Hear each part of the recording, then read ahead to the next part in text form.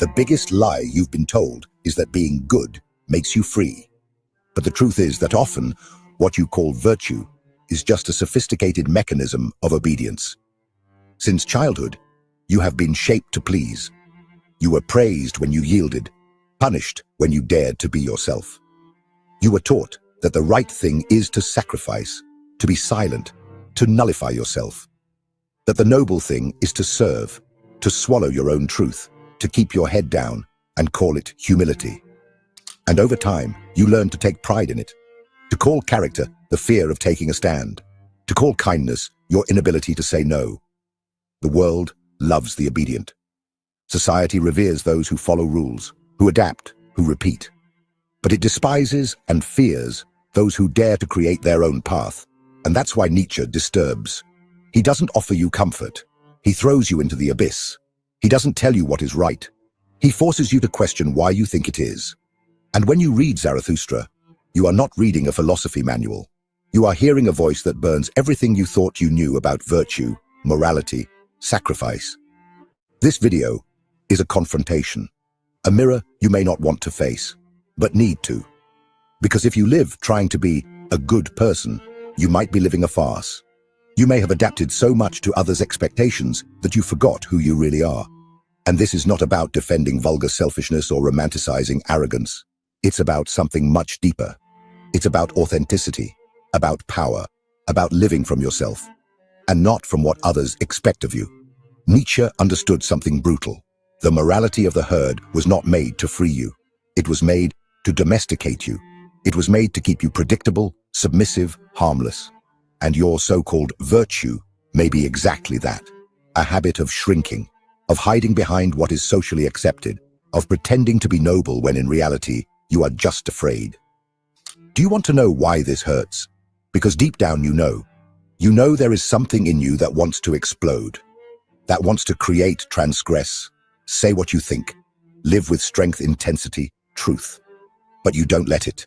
You hold back, you freeze. Because you learned that this is wrong, that this is ego, that this is dangerous. For Nietzsche looks into your eyes and says, then let it be dangerous. True virtue is not the one that fits in. It is the one that overflows. It is not the one that follows the rule. It is the one that reinvents it. And if this video serves any purpose, let it serve to remind you of that. No more bending to a world that has no idea what you are capable of. It's time to question everything.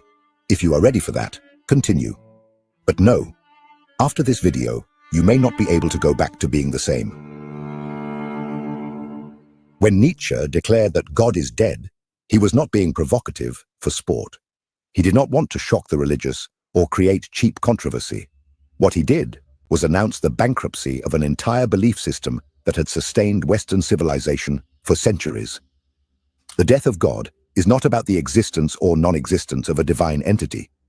It is about the collapse of absolute truths, unquestionable commandments, inherited and unchosen morals. It is the end of the idea that there is a prefabricated meaning to life. And what remains when all of this falls apart? Chaos, emptiness, the vertigo of realizing that there is no longer a ready-made structure to follow, that there is no fixed, eternal good or evil guaranteed by some divine authority. And it is in this abyss that Nietzsche plants the seed of a new possibility, the birth of the Übermensch, the overman. The Übermensch is not a superhero, nor a tyrant. It is someone who has transcended the morality of the herd, who no longer needs an external guide to live, because they have become the creator of their own values. They do not live seeking approval, do not expect life to have ready-made meaning. They construct that meaning from within. It is someone who does not bow to tradition, but also does not rebel out of childish impulse. They simply do not belong to the common world. Nietzsche saw the human being as a bridge, and not as an end. A bridge between the animal and the Übermensch. And the tragedy of many is that they settle in the middle of the way. They cling to ready-made doctrines, become hostages of inherited ideas, live seeking to fit into a world that rewards conformity and punishes authenticity. And that is why the birth of the Übermensch is painful. Because it demands destruction. It requires burning everything that is old, everything that was accepted without questioning. It is a kind of rebirth that only happens after the symbolic death of what you thought you were. And perhaps you are exactly there, in the middle of this crossing, feeling that the old beliefs no longer make sense, but still afraid to let go of the edge. And that's okay. It is in this conflict that the new can be born. But for that, courage is needed. The courage to abandon the crutch of inherited morality. The courage to walk without maps. Nietzsche did not come to comfort you. He came to challenge you, to say that if you want true freedom, you will need to give up security. You will have to face the void and create something from it. But for that, first, you need to recognize the trap you have been placed in. The most dangerous illusion, that of imposed virtue. And it is precisely about this that we will talk now. About false morality, the virtue that demands, that requires, that binds, and how it may be controlling you, even when you think you are doing good. If this content is making sense to you, click the subscribe button and subscribe to the channel. Thank you for your support. You have been trained to believe that doing good is always right, that being virtuous is synonymous with being moral, that helping others, following rules, fulfilling duties is what makes someone worthy. But Nietzsche invites you to look deeper and see what really hides behind this so-praised virtue. There is a virtue that is not noble, although it is presented as such. It is the virtue that demands, that charges, that paralyzes you with the idea that you must sacrifice yourself all the time, that you need to prove your goodness, that you must show yourself useful, humble, submissive. It disguises itself as altruism, but it is intoxicated with vanity. It makes you say yes when you want to say no. It transforms you into a martyr, and then demands that you take pride in it. Nietzsche clearly saw the trap. This supposed virtue is a social construct made to domesticate the individual. It is a type of morality created not to free the human spirit, but to keep it chained. A morality that arises from the resentment of the weak, those who do not have the strength to assert their own will, and then invent a morality to condemn the strong. Have you noticed how the good live in a state of constant judgment? They are always ready to point the finger. They smile on the outside, but inside, they hope you fall. Because the demanding virtue cannot stand the freedom of others. It feeds on control, recognition, guilt. And the cruelest part? This virtue often lives within you. How many times have you felt guilty for setting your own boundaries? How many times have you refrained from following your most authentic impulse out of fear of seeming selfish? How many times have you negated yourself thinking that this was right? Well, there it is. This is the demanding virtue, the one that forces you to live outward, never inward. That measures the value of a human being by their utility to others, never by their fidelity to themselves. Nietzsche called this the slave morality, a value system created by those who cannot bear the freedom of the strong. It is the morality that teaches that desiring is wrong, that asserting one's own will is arrogance, that living intensely is selfishness. And so, you are educated from an early age to be ashamed of your strength. But there is another way, another virtue, one that does not come from obligation, guilt, or fear of punishment. A virtue that is not built on absence, but on abundance. That does not expect reward, because it does not need to. A virtue that demands nothing, because it only knows how to give. And it is exactly this virtue that Zarathustra presents in chapter 22, and that we will now explore in depth. Get ready to discover the virtue that arises from abundance, not from scarcity. The virtue that shines like the sun and never asks for applause. At the end of the first part of Thus Spoke Zarathustra, Nietzsche delivers not a lesson, but a revelation. Chapter 22. Of the virtue that gives is not just a critique of traditional morality. It is a declaration of independence. A clean break from everything we call virtue, but which, in reality, hides fear, dependence, and the need for approval. Zarathustra rises to his highest point, as if he is about to bid farewell to the world. And there, like a prophet who does not preach salvation, but transformation, he reveals what he considers the only virtue worthy of existence, the one that gives. But it does not give because it was commanded. It does not give because it feels guilty. It does not give because it wants to be recognized. It gives because it overflows, because it is full, because it cannot contain its strength. Nietzsche is telling us that true virtue arises from abundance. And that changes everything. Because while traditional morality is based on lack, on what you cannot, on what you must, on what is lacking in you, the virtue that gives arises from excess. It is a flow, a natural spilling of the elevated soul. Zarathustra compares this virtue to the sun. The sun does not choose who it will shine upon. It does not ask for thanks. It does not expect a return. It simply shines because it is in its nature. This is what Nietzsche proposes, that human beings, when they reach a state of inner power, no longer need rules. They act from their essence. They give because they are free. And freedom here is not doing what one wants. It is not needing approval to do what needs to be done. And then comes the sharp critique. You venerate your cup of virtue as if it were the chalice of life, and its content corrupts you. Nietzsche is speaking to you, to me, to all of us. He is saying that what we call virtue is often just disguised pride, a desperate attempt to appear pure, good, moral in the eyes of others. But inside, it is poisoned with vanity, with fear, with control. The virtue that gives, on the contrary, does not want to convince anyone. It does not need to justify itself. It does not need to defend itself, because it does not arise from need. It arises from the overflow of a spirit that can no longer contain itself, and for that reason, it flows. Like the river of Zarathustra, which he wishes to spill both good and evil without distinction, because true giving does not choose, it simply delivers. And after giving everything, Zarathustra announces that he will withdraw. He will return to silence, not out of weakness, but because the spirit that gives needs to renew itself. Because even the noblest, purest, freest virtue one day dies. And it is in this recognition of impermanence that greatness lies, to know how to give, and then to depart, without attachment, without dependence. It is here that Nietzsche's vision reaches its most mature form.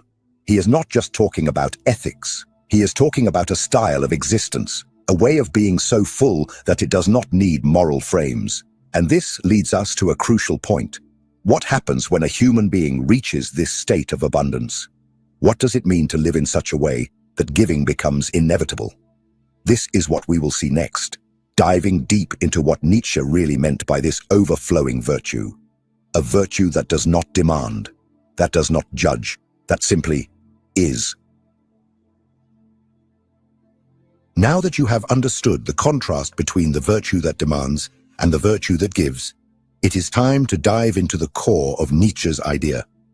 True virtue can only exist where there is fullness. And this is a radical break from everything you have learned so far. You have always been taught that virtue is effort, that being good requires sacrifice, that you need to fight against your impulses, repress your desires, swallow your anger, stifle your will, all in the name of a supposed greater good. But Nietzsche turns all of this upside down. He says, true virtue does not come from effort. It comes from excess. It is not built on self-denial, but on the total affirmation of one's own being. Think of a cup that overflows. That's it. A human being, when whole, when connected with their own essence, their strength, their creation, does not need reasons to give. They give because they cannot contain themselves. They give because they are too alive, because they feel too much, because they are too much. This giving has no agenda. It has no strategy. It is not trying to be accepted. It is not trying to be admired. It simply happens. Like the sun, like the rain, like the art of a true creator. And this requires a brutal change in the way you perceive yourself. Because if you still think you need to strive to be good, then you are still trapped. Because when being is truly full, it does not act out of obligation. It acts out of nature. Nietzsche is proposing an ideal of a human being who does not live out of fear, nor for reward, who does not submit to traditional morality, nor rebelliously reacts against it in a childish way. He proposes the birth of a new type of being, the creator, the one who gives because they are free, the one who acts because they are whole, the one who shines without expecting applause. And perhaps you are feeling discomfort now, Perhaps you are realizing how much of your supposed goodness is still an attempt to please, to protect yourself, to not be rejected. And that's okay. Most people are like that. But now you know. And knowing is the first step to transformation. Because the virtue that gives is not a behavior, it is a state of being. And this state is only possible when you break with the idea that you need to earn your existence. When you understand that there is nothing you need to prove, that you do not need anyone's permission to be yourself, but even this virtue so pure, so authentic, is subject to the laws of life. Nietzsche does not romanticize or idealize. He knows that everything that is born dies. And it is about this impermanence, about the inevitable cycle of life, death, and detachment, that we will talk now, because even the virtue that gives needs to know when to let go. If what you're hearing resonates with you, you'll find real value in my ebook, Beyond the Shadow. It breaks down Jung's core ideas and gives you tools to understand yourself more deeply. Link is in the pinned comment. No virtue, no matter how authentic, escapes the cycle of life. Everything that lives dies, everything that blooms withers, and Nietzsche, unlike so many other thinkers, does not try to protect you from this reality. He throws you into it, without cushions, without anesthesia, because it is there, in the acceptance of impermanence, that true freedom begins. Zarathustra, after giving everything of himself, understands that even his virtue needs to die. And there is no sadness in that. There is no despair. There is beauty. There is acceptance. There is wisdom. Because the true creator knows when to stop, knows that even giving needs a pause, that even the sun sets. Nietzsche does not want you to live eternally in a state of blind giving. He wants you to learn to dance with existence, to know how to shine when you are full, but also to know how to withdraw when necessary. Because the being that gives also needs to renew itself, needs to return to the source, needs to die, symbolically, to be reborn with more strength, more clarity, more truth. This cycle is not a weakness. It is a right, a sacred movement. The Creator is not a servant of the world. He does not live giving until he fades away. He gives because he is whole. But when he begins to empty himself, he retreats, he silences, he disappears. Because he understands that even giving, if done excessively, becomes contaminated. It turns into addiction. It turns into attachment. It turns into a need to be needed. And here lies the deepest point. Knowing how to give is important. But knowing when to stop giving and accepting the death of what you have created is even rarer.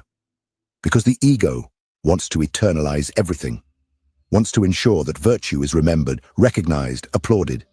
But the free spirit knows that this is an illusion, knows that everything true must pass, must flow, must disappear in time, so that something new can be born. Zarathustra does not cling even to his own doctrine. He wants his word to be like a river that pours good and evil over men and then moves on, without getting stuck, without stagnating, without seeking glory. And this image is too powerful to be ignored, because it invites us to look at our lives and ask, what am I trying to keep alive that should have already died? Perhaps it is an identity, a relationship, a purpose that no longer makes sense, or even a way of living, thinking, being, that has already fulfilled its cycle. Nietzsche challenges you to let go, to release, to not cling even to what is purest in you.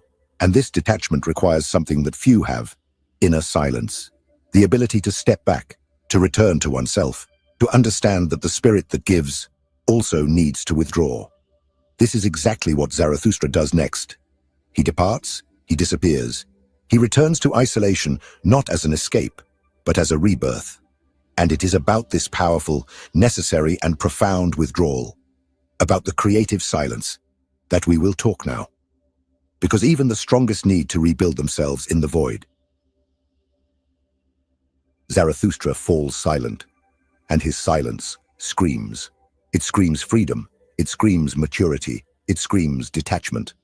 After giving everything, everything indeed, he chooses to leave, not out of weakness, but because he knows that even light needs to dim a little to shine with full force again. And this gesture, this voluntary withdrawal, says more about strength than any display of power. Nietzsche understood a truth that few can bear to face. No one can sustain infinite giving without dying inside. The soul that offers too much without pause, without silence, without returning to the source, ends up dry, bitter, resentful. That's why the authentic creator knows how to withdraw. He doesn't need the stage. He doesn't need the audience. He needs the connection to his own source, and this source can only be accessed in silence. But our culture fears emptiness. It is disgusted by silence. It values noise, performance, exhibitionism. The world wants you to always be present, always available, always giving. And if you fall silent, you are forgotten. If you withdraw, you are judged. If you preserve yourself, you are attacked. But Nietzsche shows you another way. The path of conscious isolation. The disappearance that heals. The absence that regenerates. Zarathustra retreats because he has already given everything he could at that moment. And if you are feeling something similar, if you feel you have nothing more to offer right now, that you need air, space, darkness, then perhaps this is your call to stop. Not out of surrender, but out of clarity, out of wisdom. Because true giving only happens when there is a source overflowing behind it. And here is the most important point. Do not be afraid to disappear for a while. Turn off the world. Silence the outside voices. Listen to what is inside you, even if it scares you. It is in this silence that your real power resides. It is in it that you will understand that you don't need to be useful all the time to be valuable. You are, even when you are not doing. You are worth it, even when you are silent. Now, I want you to write a sentence here in the comments. A simple affirmation, a choice, a commitment to yourself. I choose the silence that rebuilds me. Write that. Make it real. And if you can, read what others have written too. Perhaps you will find someone there going through the same as you. And then, continue. Watch the next video. It is essential. And if you have made it this far, you know, it is not by chance.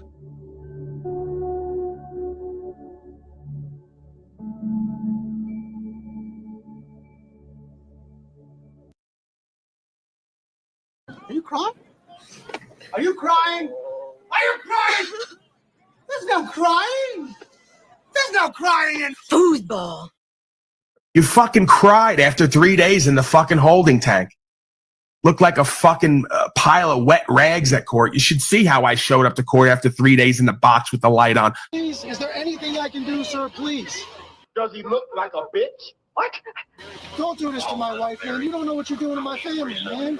Does he look like a bitch? Sir, please don't make this sleeping jail tonight, sir, please. I'm begging. Sir, please. God damn Let it, me Paul. sleep in jail.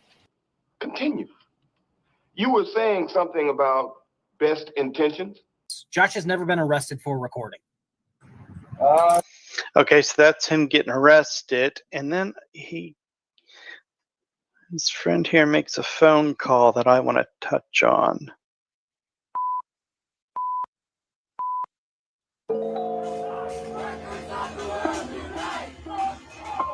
We got a lot of folks, especially over the past couple weeks and months, getting on the bandwagon of protesting.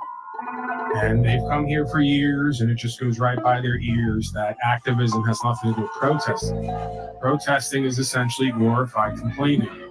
You want attention, you want to be seen, you want to be heard, you want your opinion to matter, but you don't want to actually have to do something to get on the radar. You don't want to actually have to do something to be seen as credible and resolute. Okay? That doesn't work.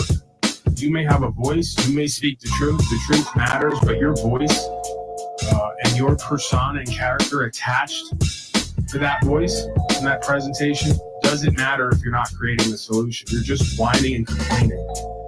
Newsflash, government is not government, it's a corporation.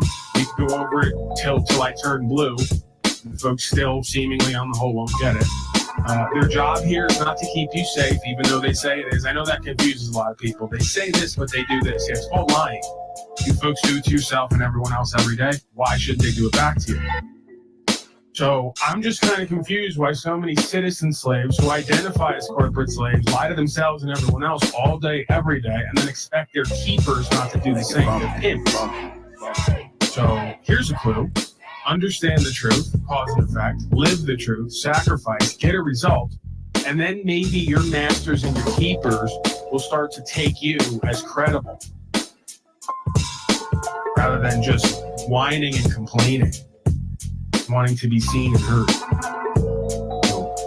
You can't say that the solution hasn't been brought forth, because outside of every majority is a minority experience of actual solutions, and that's exactly why it's a minority experience, because the majority of folks don't want to actually have to change themselves and their life and bring the solution. They want to be able to whine and complain and vote and be seen and heard like a child and have a voice and think mommy and daddy are going to change the way they've been running the house for however many years. Probably not going to happen. So the more you keep begging them and asking them and opting in and buying in, the more they're going to keep doing whatever they want and claiming you asked them for it. Everybody wants to use God and use government. They don't want to be used by God to be the proper government of and by and for the people. That means opting out, self-sufficient, self-sustainable, co-creative, and not cooperating and complying with contracts and obligations that are expected of you that may not be wanted by you, accepted by you. It's very interesting that as someone who took an oath to the Constitution, because you apparently don't know where your rights come from in that contract that says from God, you somehow stick to the phrase or the ideology that we have to give up rights in order to fulfill societal obligations. If I had to come up with an idea or a mission statement, would be we have to give up some of our benefits and privileges and potentially safety in order to secure our rights. So I always find it interesting how you just ask somebody who and what they are, what they're doing, what's their philosophy, what's their credo, and they reveal the core of their beingness in one phrase. So I, for one, am not willing to give up my natural rights in order to carry out societal obligations to a legal society and a legal system, nor do I believe that's beneficial to myself or anybody else, nor is it necessary. What I do believe is that I have had to, and others may have to, give up some of their comforts, their benefits, their privileges, maybe even their safety, because safety in a way is a benefit, it's a privilege, it's an entitlement. In the natural world, right, of it or not, you're not guaranteed safety. You have to, in a way, co-create that or experience it. So, I stand in that camp, if you want to call it that. We may have to give up some of our safety, some of our comforts in order to secure our rights and property.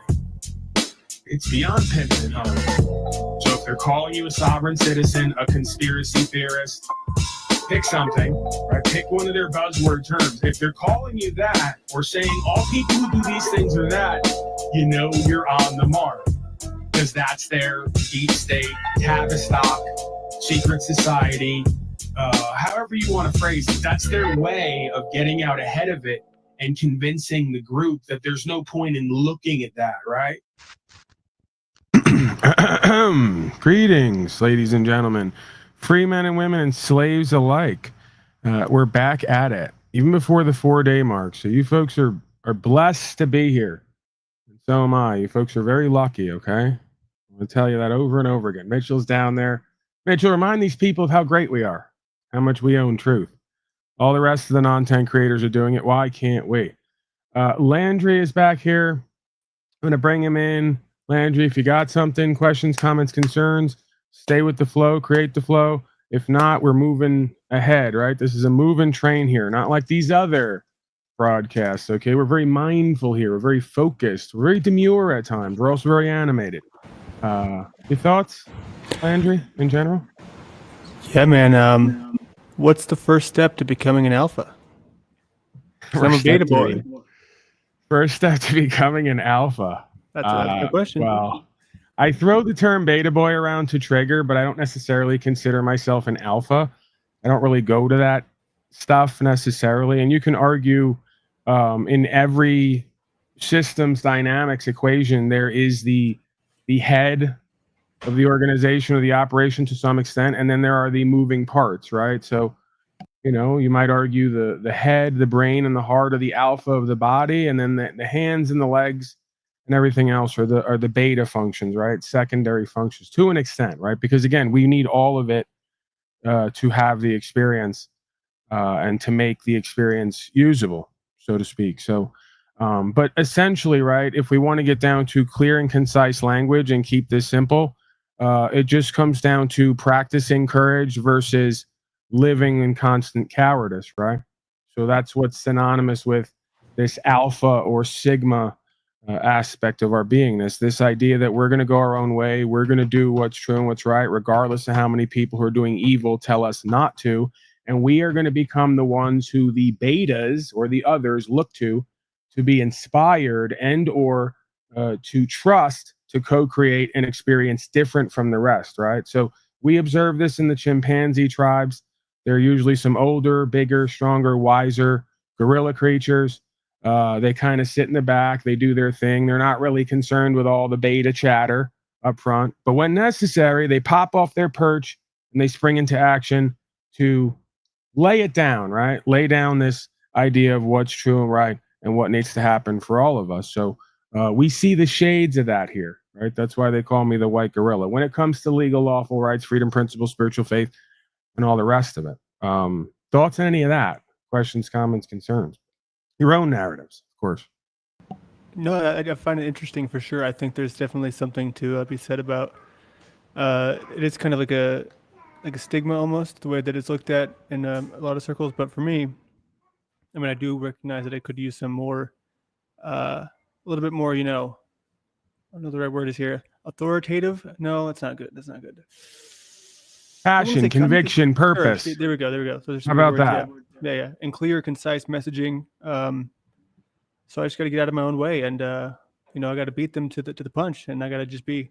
I think you got to be really focused and intent on your speech, and that's where I'm starting. So it's happening, man. It's a long game process, right? I know you've spoken in the past about COVID, being woken up during that. Starting to get into your rebellious side, not the childish rebellious side for just no purpose, right? Rebel without a cause, but rebel with a cause for a reason, because rebelling against bad and wrong and evil isn't bad and wrong and evil, right? Rebelling against mind and heart control and folks trying to overwrite the personal choice and dignity of the individual doesn't make you bad and wrong, right? So it's happening long game. I have faith in that. The Luciferian beast system and its agents will continue to test and challenge all of us to make men and women out of us, right? So, there is a little bit of getting out of your own way in the sense of just going where your heart kind of leads you, right? And surrendering the rest.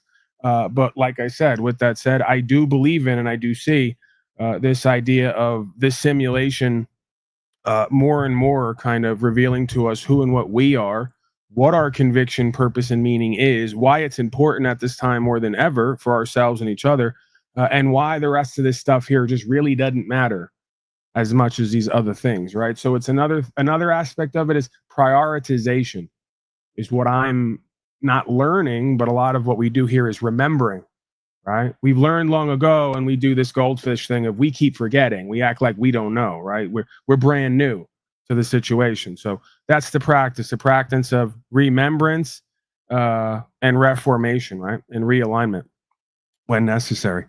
And again, last 5 years, I think, is a perfect opportunity for reformation, refocus, and realignment. I don't think anybody who's got two brain cells going in one direction can deny that. Is this something incel religious channel? Well, apparently this is the grammatically incorrect channel because you can barely get a sentence together. No, this is the channel where we bait and switch. The title today is Donald Trump Saved America. The banner is Donald Trump Ruined America. So I'm going to get you coming and going, right? If you want to call in 602-730-0122, I'm going to check the phone line to make sure that it's up and running because I do my due diligence here. I'm just that much of a nice guy. But yeah, you got to come with something better than that. A little too basic for me. If you're going to insult me and abuse me, make it good. Okay. It is to a degree an incel, religious incel channel. Thank you for listening. It wasn't with a woman until I was 26 years old. That should tell you a lot about. Is that true? Absolutely, it's true, sir. That's a well-known factoid around here, stemming from a serious soul-broken beginning with my mother, issues with my father, issues with myself, and just the world in general, and my institutions. And yeah, I had very low self-worth, self-esteem. I didn't believe that I would be lovable. I didn't believe I was an attractive person in any way. I pretty much had to claw myself out of the depths of hell. And I'm still, I guess, if I am being honest here, whether I like it or not, there's still some residual effects from that upbringing or lack thereof, lack of love and care, and sort of just interaction. So I'm sure there's probably still more left to work with, right? Or potentially discover. So, yeah, man, when you don't like yourself and you don't think you're attractive and you don't feel at home here in any way, it's kind of difficult to put yourself out there and interact with women. And when I reflect, I realized that at the time there were women who were literally begging me in various ways, as much as women would do at that age, right? They don't really come out and beg, but they pretty much put it in your face in so many different ways, hoping you'll get a clue. And I was just completely clueless, right? So if you want to know number one loser, failure, broken, retarded, all the things that I talk about, it's this guy right here, oddly enough. You know? All right, no children allowed. This is a child-free space. Okay. All right, no, go ahead. I muted you. Oh, was I muted? Yeah. Yeah, you just kicked me out. Give me the boot. There's a child here in this house. No. Just mute or unmute. Okay, I'll be muted for like for the integrity of the broadcast. It's not because I don't love children and all that. It's just so we could stay somewhat focused and engaged, not be thrown off. I have many things they've told me. ADHD is one of them. So it's me. It's not you. It's not you. It's me. Right? I'm the king of it's not you. It's me. That whole speech. Hey, when the male-only kissing contest you talked about last stream, okay, you're back for that. So yeah, whenever you're ready, Giz Joblin. Whenever you're ready, we're ready to go. You're where you need to be. You come on up for that all-male kissing contest that you came back for. It's very interesting when people come here to insult me and they wind up indirectly insulting themselves. I'm here for it. It's entertaining. Hit the like button to support the show. I'll accept that. There's various ways you can contribute and support. Links are up top, as well as email. If you got some videos, clips, music, if you want to make something to contribute to the broadcast, all the links, including my email, are up there. The best way you can contribute it to Unslavia is uphold the law of the land, rights, freedom, principles, and practice spiritual faith, and stop complying with your enslavers. Right? Stop trying to buy them off and just do what they say, hoping they'll go away while it all gets worse, right? It's pathetic and embarrassing. So that's how that goes. Is this a joke? WTF, is Landry up here? He looks like a deer in headlights. Does he even understand what you are saying? I presume he does. We can go to him. I think this is a trigger slave who wants to trigger. It's not working. It fell flat. We're just going to move forward. So, we're not interested how Landry looks. He seems to understand what I'm talking about. He was active during COVID in some capacity. We're all human beings, and at the core of our beingness is a spirit, and you'd want to think it's free. And then the mind kind of distorts that transmission of that free spirit, right? Like free to do as you're told, free to vote for a master, free to pay for your own enslavement, shit like that. Free to follow codes that interfere with your freedom, things like that. Landry, you got any thoughts on that, or we just roll along here? Well, yeah, man, I want to get there. Obviously, I'm here to learn. I might look like a deer in headlights, but that's just me. So it's all good. I'm ready to be a sponge. All right, I got a question for Julian Fry. Julian says, and then we got a whole bunch of stuff up there we got to get to, but this is the initial sort of Landry interaction, audience engagement. Why the hell not, right? We get to do whatever we want here. That is the blessing. Glad you got yourself for a better place. I was lucky and had good parents to help me. I was clueless too. Then I became a Democrat. That's an interesting phrase, the way you just put that. Makes me believe that you think becoming a Democrat makes you less clueless. You're going to kind of be upset about how I got you in here today. Yeah, you saw that Donald Trump ruined America thing, and you started thinking that you were less clueless because you thought I was a Democrat and you became one, that whole thing. So explain to me how that works, because it turns out collectivism, statism, fascism, which is both parties, is the definition of being clueless. And most people don't know it because they are, in fact, clueless. That's how that works. If you're undermined in heart control, you usually don't know that you're undermined in heart control. That's why it's so effective. So arguably, you're still clueless. And that's why Daddy's here, because I'm going to give you some objective understanding and experience that's going to rattle your cage and shake you out of your self-imposed prison. Daddy's home. Daddy's here. It's okay. All right. Landry's pouty about his daddy, reading the chats. All right, we're gonna stay away from that. If Landry shows up here, I'm not interested in you guys trying to play your power games with all your other little holes that you all sit in all day, trying to snipe on people and pick at people to get people into interactions so you can get off on it. Right? It's gotten really old and boring at this point. You know, a lot of you folks need to find something else to do. A lot of you folks need to get some fucking heart and balls on you. Take your mischievous, rebellious sort of resistant activities to something that could serve yourself and everybody else in genocide and slavery, right? Stop exclusively using it on the internet where you're insulated and there's no consequences. Weak, boring, pathetic, and embarrassing. Okay. Where's the Andrew Tate energy up there? I don't know what that means. Want to smell a couple of my farts? One for each of you. No, thank you. We'll get through some chats here. So the albino gorilla is still shot and grifting on the ignorant. Perfect. You guys can't even put a sentence together. That's why this place is going to hell. Keep showing us who and what you all are. It's great. That's why I come on here. I'm equally, if not more, entertained by it as you folks are. Daddy has sparkling earrings. Daddy number 2. Right. In New World Order, you got to have 2 daddies. We know that. I'm daddy number 1. That guy is daddy number 2. That's a very attractive man, by the way. Do you see the way he bites his lip? He does a lip thing. Women are into that. I watch TikTok from time to time, and all the guys on there do that. So I'm guessing either other gay men or women are into that. It seems to be working for everyone.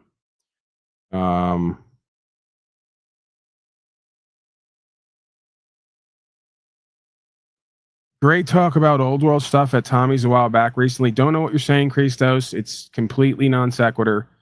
It's not, I'm not getting it. I'm not seeing where this is going.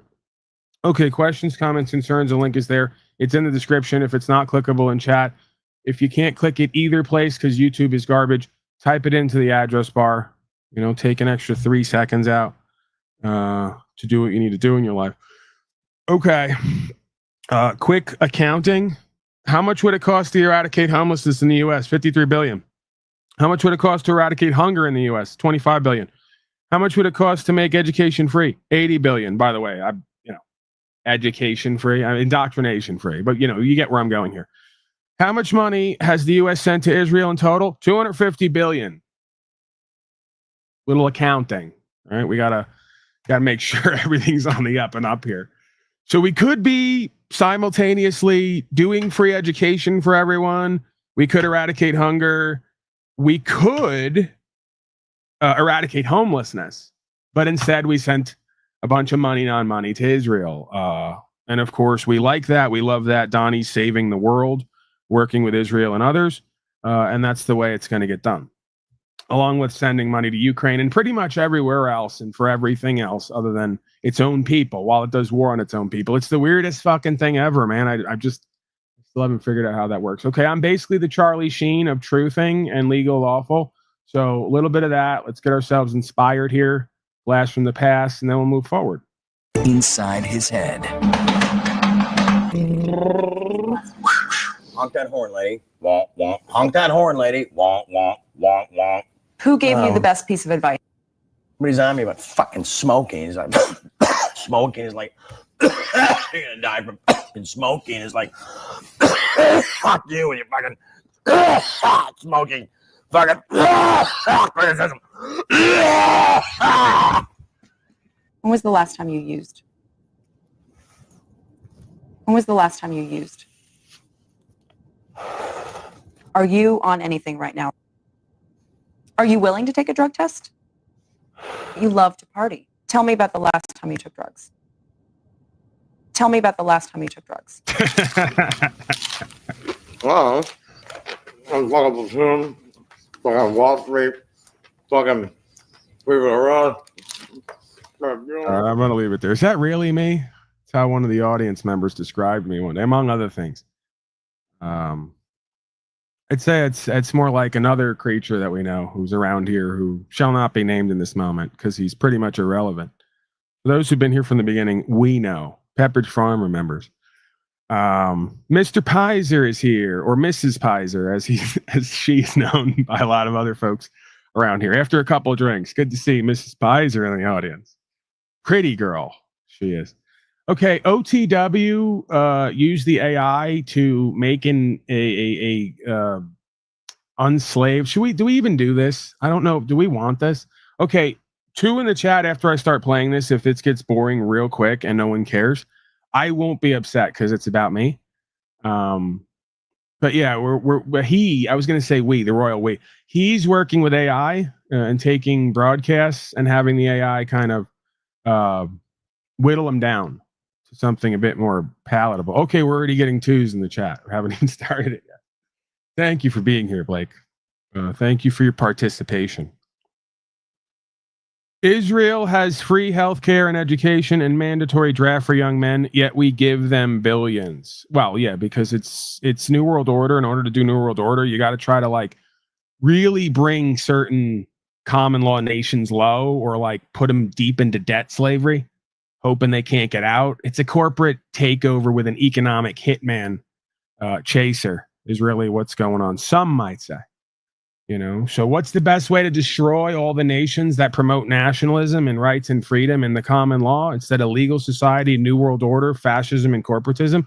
You just fucking make them all go broke and then beg the New World Order and the CDC and all the rest of these centralized corporations to give them tax breaks and feed them and give them entitlement programs, and subsidize their education and their housing and all the rest of it.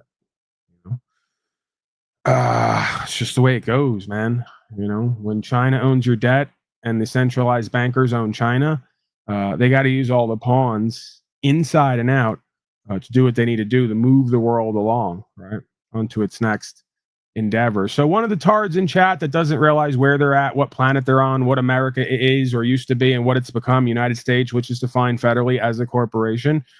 They like to throw around this word commie.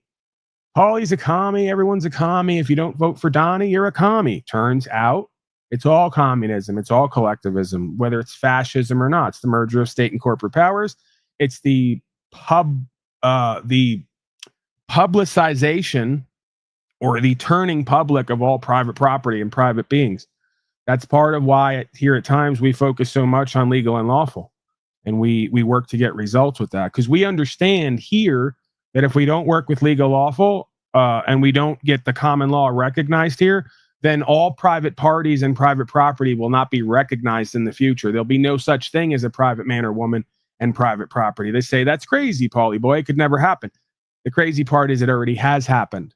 If you look at all the acts and the bills and the statutes, policies and codes and the banking system and the fact that your body and your car and your house and your land and everything is registered to the public and given the public interest and equity in it and taxed in order to use it, you literally technically no longer have private people and private property because of the registration, because of the taxation, because of the regulation with statute, policy, and code, okay?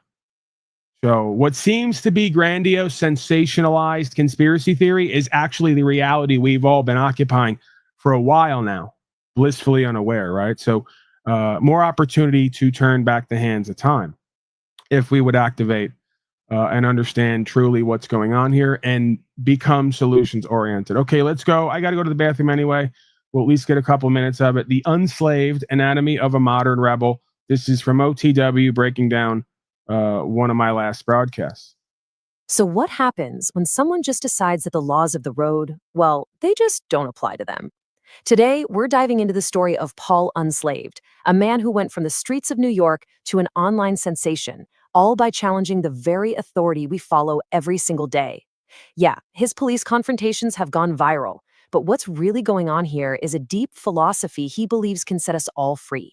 I mean, can you imagine being pulled over and this is the first thing you say to the officer? This one question, it just perfectly captures Paul Enslave's entire deal. It's not just about being defiant, you know? It's a direct challenge to the authority that governs our daily lives, and it immediately sets the stage for a major conflict of beliefs. To him, all the rules, the regulations, the norms we live by, he doesn't see them as laws for our safety. He sees them as a system of control, a matrix. And in his mind, his mission is simple. He's here to show everyone the way out, to unplug us from a system that he believes is built entirely on our consent, not on any legitimate authority. To really get a handle on his perspective, we've got to start where most people first met him, right in the middle of a traffic stop that blew up on the internet. So what exactly happened, and what in the world was his argument? So picture this. The scene is tense, right? Police lights are flashing everywhere, but he is just completely calm.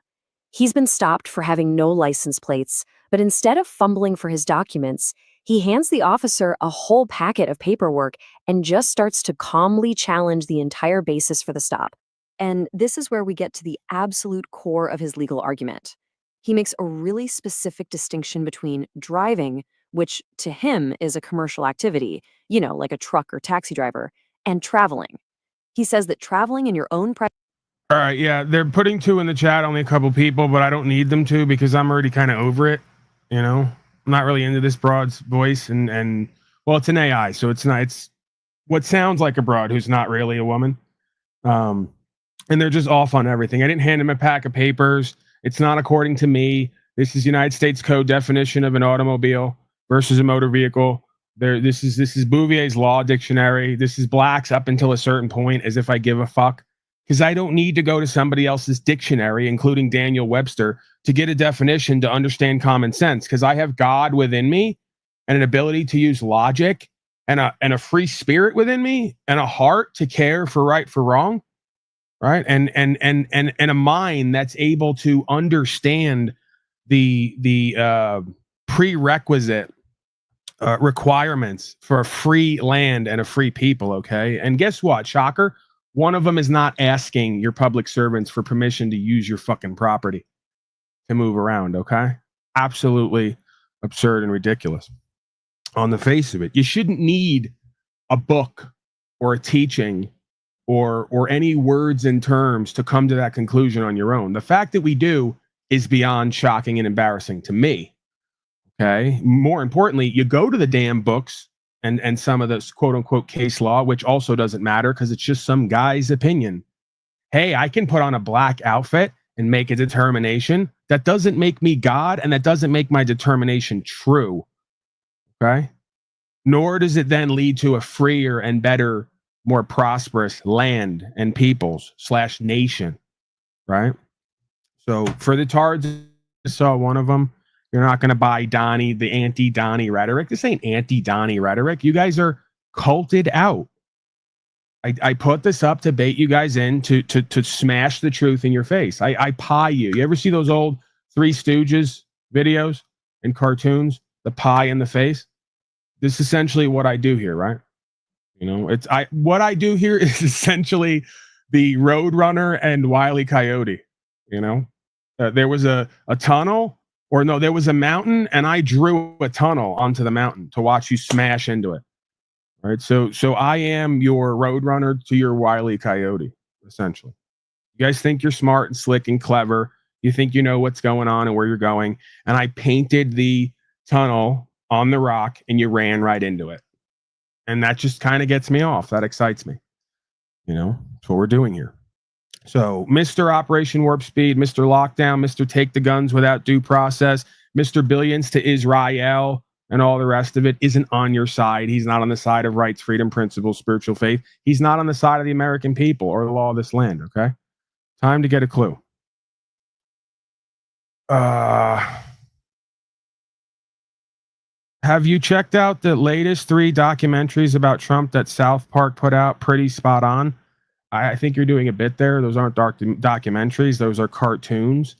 I don't need to check any of that out because as it turns out, I got a girl here who became Guinness Book of World Records youngest historian simply by doing the work. And she traced all of the presidents except for one back to one king of England. I don't believe in coincidences like that. Sir, ma'am. Let me bring that up. It's been a while since we've had that. We started with that among other videos. Great clip. They'll say to me, well, Polly boy, if you trace the mother's lineage back, everyone's related. I go, well, yeah, but then there's more implications there, see? That's what you're not getting. Spiritually, you're not understanding the implications of what's being shown here and what this really all means as far as what this place is and what we're all doing here, where we come from, where we're going or not. Okay, so let's see. What was her name again? See how good my memory is? De Avignon. All presidents related, including Barry, big black Barry, that everybody thought was just like Donnie, a non-politician from out of nowhere. Another non-politician from out of nowhere who's going to save us all, huh? Here we go. Story of a 7th grader from Salinas who claims to have made a major discovery about President Obama. She and her grandfather say that President Obama is related to all but one U.S. president. We get more tonight from Action News reporter Felix Cortez, who's live in our Salinas newsroom. Well, Dan, the youngster spent the summer, really all summer, tracing the family tree of our presidents. Her conclusion that all the presidents, with the exception of one, share the same grandfather. Well, first we start off with George Washington at the top, and then it goes to John Adams, Thomas Jefferson. 11-year-old Bridget Dovigneau says she's made a first-of-its-kind discovery that President Obama and all the presidents... We got a call here. Calls take priority and precedence. Hello. 858, are you there? I'm here. Yeah. How are you, sir? Do you have a name for us that we can use to address you? Well, this is Hank.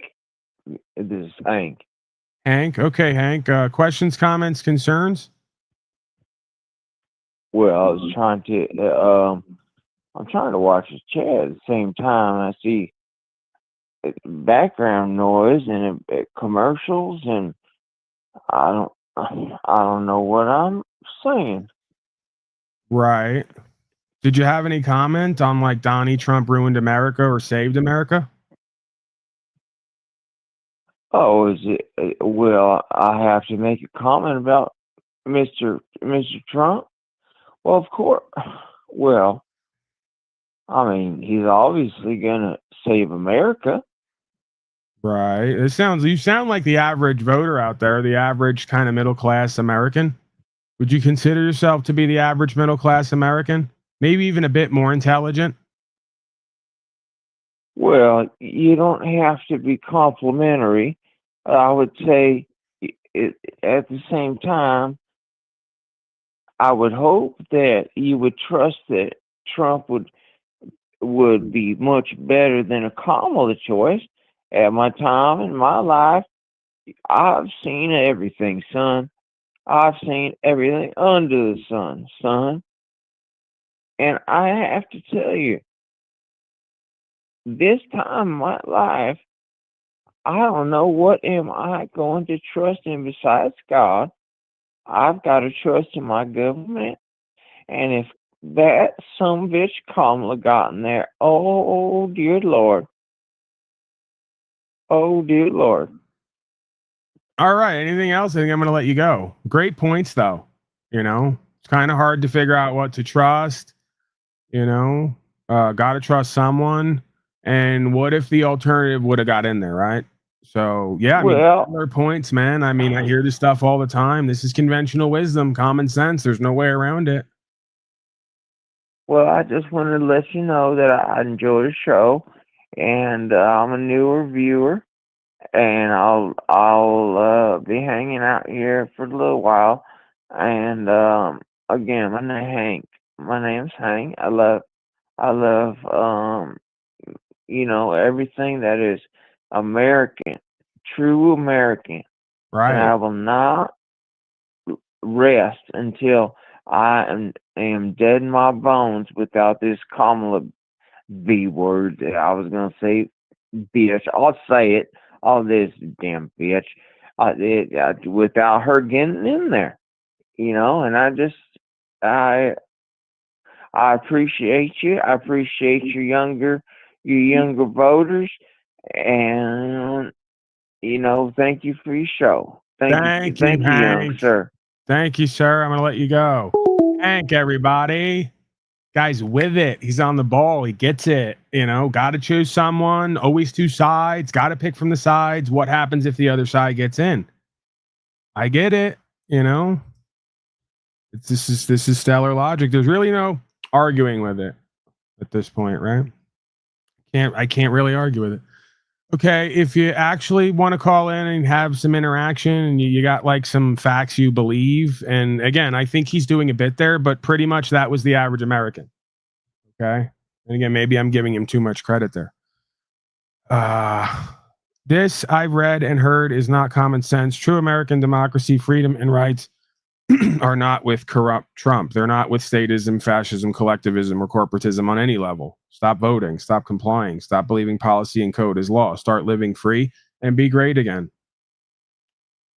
They don't want this understanding. It's clear in the algorithm. When I start breaking through the algorithm, the last 2 days, they shut me down. They don't want it. They want business as usual. I get it. Okay, let's move on here. We got a blast from the past, COVID-idiot brain dead compilation, because they say it's back to new normal, and new normal is a lot like old normal. A bunch of retarded people running around not knowing what planet they're on or what to do next till their TV or their corporation they call government tells them. Let's go to this on memory.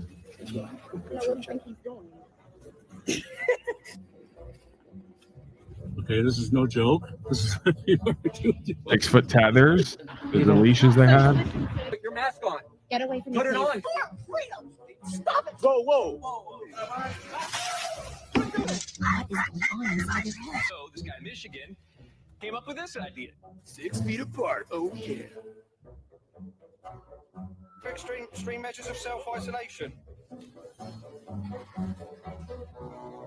It gets the point across.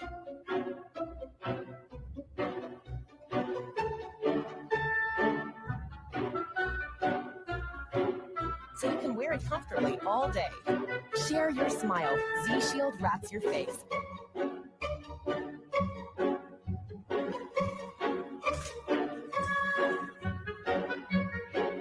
On prend une bouchée et on remet le masque. On prend une bouchée et on remet le masque.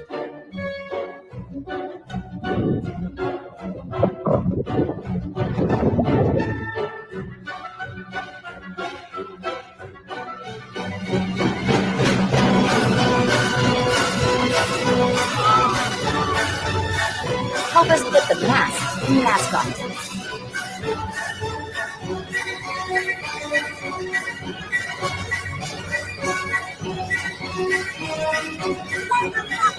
You must wear your mask.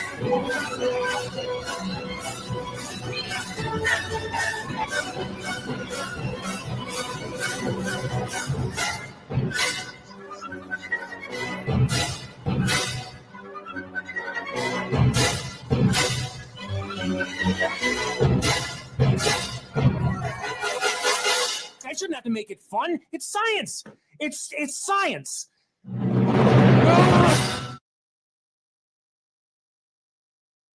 All right, there you have it. A COVID-idiots compilation. What a hell of a time in society, huh? In the legal society, in the collectivist simulation known as United States Corporation. Okay, let me just type out this number here real quick again. I'm going to put up the different sign. Seemed like that was better. People were more into that. Donnie saved America. See how we pivot like that? Donald Trump saved America. Call in 602-730-0122. Seems we were more heavy on the other side today. You got to use what you got. Okay. Couple of blasts from the past here. Why not? No jab, no date. Remember this one? You guys remember these? I might pull up a few of these each day for the rest of the week. No jab, no date. Why not being vaccinated could become the new dating deal breaker. How's that age for everybody, by the way? They're going to be selling my jizz in vending machines over the next 5 years. There are a number of well-worn phrases that singletons consider to be dating deal breakers. I don't want kids. I know I said I didn't smoke, but whoops, I forgot our plans. We can now add a new one to the list. Quote, I'm not getting the COVID vaccine. In a new poll for The Telegraph commissioned by dating app Inner Circle, a survey of over 1,000 adults found that nearly half of British singles want their potential partner to confirm that they have been vaxxed and taxed and laxed on their dating profile. Right. Propaganda was heavy. You folks remember? You know, this is how you prove that it's an organized mind and heart control campaign. Is not only were they doing it, they were the people who invented certain diseases and were out front with it were doing it, but they were putting out articles to try to make all the young people feel like they'd never get pussy again if they didn't get their 5 boosters. Excuse me, it was a family broadcast, but you know me. So yeah, how do we get to those young people and just people in general? How do we get them to be motivated to do the next wrong thing, harm themselves and each other? Well, try to convince them they're never going to date again. You know, they're not going to be suitable partners. Right, get right in that archetypal drive, huh? Okay, here's another great one. Blast from the past. NSW government says avoid sex during COVID. Instead, masturbate in front of your partner while social distancing, and wear a mask while you're masturbating as well. Government is encouraging members of the public minimize their risk of spreading coronavirus during sex by opting instead to masturbate in front of their partners while maintaining a minimum distance. Also goes on to talk about how you should wear a mask while doing this. Okay, blast from the past, back to the present. As of this month or the last month or so, some new doctors came out all of a sudden 5 years later, and they did some studies and quote, according to the Economic Times, and this is the weirdest thing ever because now all the official sources are reporting on this stuff and they're not getting blocked and banned. But like 4 or 5 years ago, if you remember, 3 years ago, 2 years ago, me on here covering certain things and bringing facts, they were constantly banning my channel, you know, censoring me, banning me, deleting me, shadow banning me. And it turns out, guys, once again, this is why my new channel, when I finally get to do it, if I don't rebrand this one, is going to be Paul Knows It All or Know It All Paul. Right? That's going to be the trigger point. You know, it's going to be all the things that I keep saying are wrong and not true, that everyone around me, the majority, keeps saying I'm retarded for, and I don't know what I'm doing. And if we just go down the line 2, 3, 4, 5, 10, 50 years, it turns out I was right again. So that's my new branding, my new trigger branding. 858-649. What can I do for you? Hey, man. It's Blake this time. What's going on, Blake? Questions, comments, concerns? First of all, if only you could stop saying my area code, then things would be a little bit smoother on this. But second of all, I hope you're doing well, dude. It's good to talk to you. It's good to see the show. Hope everything's going well on your end. And you know, I do hear people say Paul's wrong all the time because you sit here and just whinging on the damn internet, dude. I mean, what you gonna do about it? What you gonna do about it? Okay, questions, comments, concerns? From me or the chat? From you. Well, anything about legal law, anything about political science, anything about philosophy, sociology? Oh, okay, psychology? okay, yeah. I know you are brilliant. Yeah, I'm not so interested in going back and forth with your nonsense over who you think I am. I didn't ask. I didn't. Well, I don't think I'm whinging on the internet. What am I going to do about it? Whatever. I don't know what you're doing. I'm not trying to figure you out. I'm not interested. Just get to it or get gone, please. This is real simple. Well, okay. If I can only just blow you some butterfly kisses for a second. I know. And I do you want get to grow up. I get it. You're a little boy still. You're a little boy in a grown man's body, right? I get it. But I'm really not interested in well, it. and you're not. Potentially, You're not? yeah. And then there's some other stuff that I do and I'm a part of. That's what I'm focusing on right now. This isn't a competition. Exactly. If it was, Well, you you win don't it. have Who's to the most attack me with immature, who's the most characteristics whether senseless, you're who's the most well, biggest waste of you're time. projecting of your own. It's not about And then projecting. You haven't brought me anything yet to work with.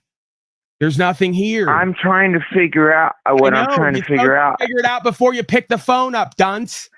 See, this is why Know-It-All Paul's the best daddy My last online ever. name is Nunn, not I Dunce. have to teach Get it right. Blake how to figure out what he's going to talk about before he calls in.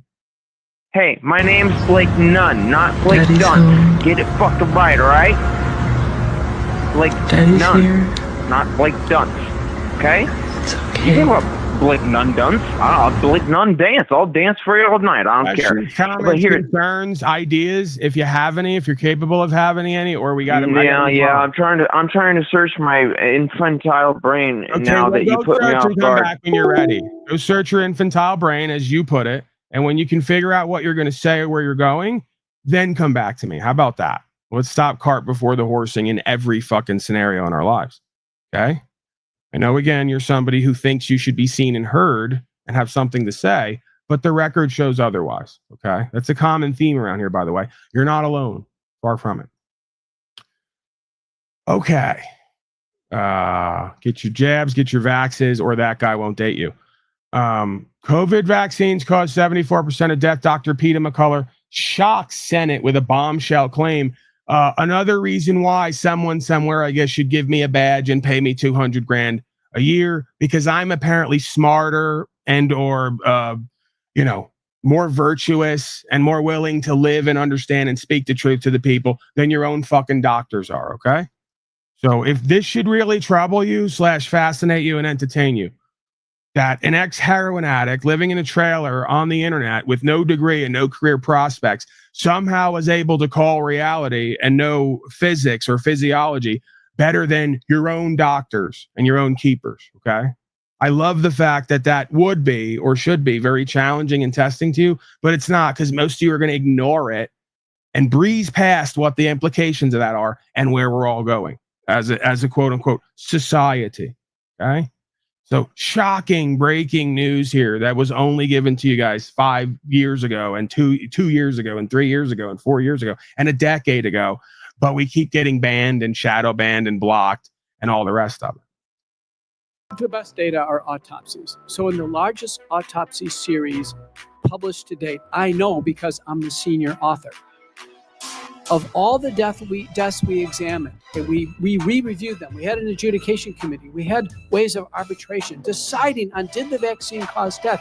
The answer is, of these cases that came in for autopsy after vaccination, 73.9% of individuals, it was determined that the vaccine was the cause of death. September 27th, 2021, you will push the vaccine.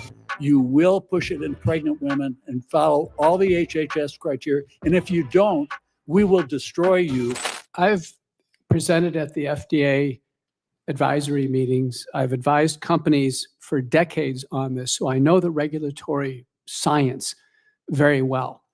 When a product definitely results in death, and there are thousands of peer review. Okay, so plot twist. Here's where I tie in the banner with what this guy's saying that I warned you all about, that you cursed me out, blocked me on Facebook, called me names, said I was a grifter, right? All the rest of it. So turns out this is true for all the reasons you guys don't realize it. Donald Trump saved America because he was used by Lucifer to create a vaccine to test all you guys on who and what you serve. And about 70 to 80% of you are potentially going to be killed in order to make way for the rest of folks who can see, feel, hear, and talk and are willing to live properly to repopulate this place and bring forth the potential for America to become great again. Because the rest of you are literally a waste of fucking life. That's not my perspective. That's your perspective on yourself based on the truth or the lie and what the devil's done with you and gonna do with you. Okay, I didn't want it to be that way. I don't like that it's that way. I did everything I could to stop it for folks being that way. And I was successful with some who've come back since, you know, including people close to me who've admitted that I helped to influence them away from certain things. And they're thankful for it now. Okay. So again, for all you other folks who want to keep saying Donnie Trump's going to save America and Joey B and all the rest of it, this is what the fruits of all this is.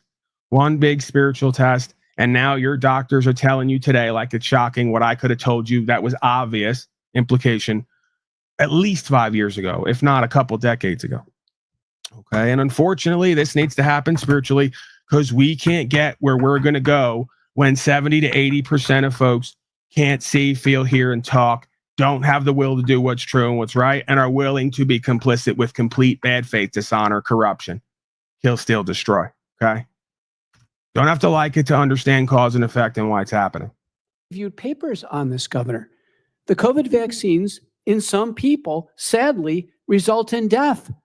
Some on the very first day they take the shot. That must be a black box warning on the product immediately. I just checked the package inserts for the currently available products, the ones that Senator Blumenthal wants to pursue. Sounds like Governor wants to still pursue these. Our FDA still wants them to be administered. They still don't have the word death in the package insert. As of today, they don't. And so Americans are not fairly informed. Do you have any doubt in your mind that the COVID injection caused some deaths? I mean, what do you think of the, what is it, 38,607 right now listed on VAERS? What do you think the real number is? And do you have any science to back up your opinion? The best data are autopsies. So in the largest autopsy series published to date, I know because I'm the senior author, of all the deaths we examined, and we re-reviewed them. We had an adjudication committee. We had ways of arbitration deciding on did the vaccine cause death. The answer is, of these cases that came in for autopsy after vaccination, 73.9% of individuals, it was determined that the vaccine was the cause of death. First author is Holscher and colleagues. He's sitting right behind me. And again, by FDA's own laws, that should be included on that package insert, correct? Immediately in 2021, Dr. Carol Tassetta, working with the Daily Cloud, wrote Peter's Marks in the summer of 2023 and said, where's the black box warning? Where is it? No word from Marks. Dr. Vaughn, you want to weigh in on the informed consent? Well, the other thing is, I think emergency use authorization, actually by definition, when you fill out the documents for the patient, if they read it, it actually says that they should make sure that they are under no compulsion to get this product. And that is what's so confusing, because even though the product was mandated in the summer, at the end of the summer of 2021, the product on the shelves was still the EUA product. And in that sense, for somebody to be mandated to something that they also have to sign to say that they weren't mandated to do it is kind of hard to do legally. By the way, that's the subject of a couple oversight letters in terms of the whole full authorization type thing. Dr. Thorpe, quickly. Yes, on informed consent, there was completely the opposite in pregnant women. HHS. Right, and all the slaves came to my channel to tell me I was an asshole and a retard. Why did I stand out at the community center and be willing to get arrested? Not only for not taking the vax, but asking them why they were telling people to sign papers to take vaxes and not giving them any informed consent. I was the bad guy, right? I was the asshole. I was the terrorist. I was the sovereign citizen. I was one of the few motherfuckers who actually cared enough and had the will enough to go past my fear to get out there and be willing to be arrested to give these people informed consent because my spirit already told me what the fuck this was and where it was going. Imagine that, huh? And it's just as much of a shocker to me that I got to be somebody to do more in this fucking realm now. In between living my life and dealing with my own tests and challenges, I guess I'm going to have to do more. I'm going to have to use this intuition and this instinct to bring this understanding to more and more slaves who are going to tell me they don't want it, spit in my face while I give it to them, curse me out, slap it out of my hand.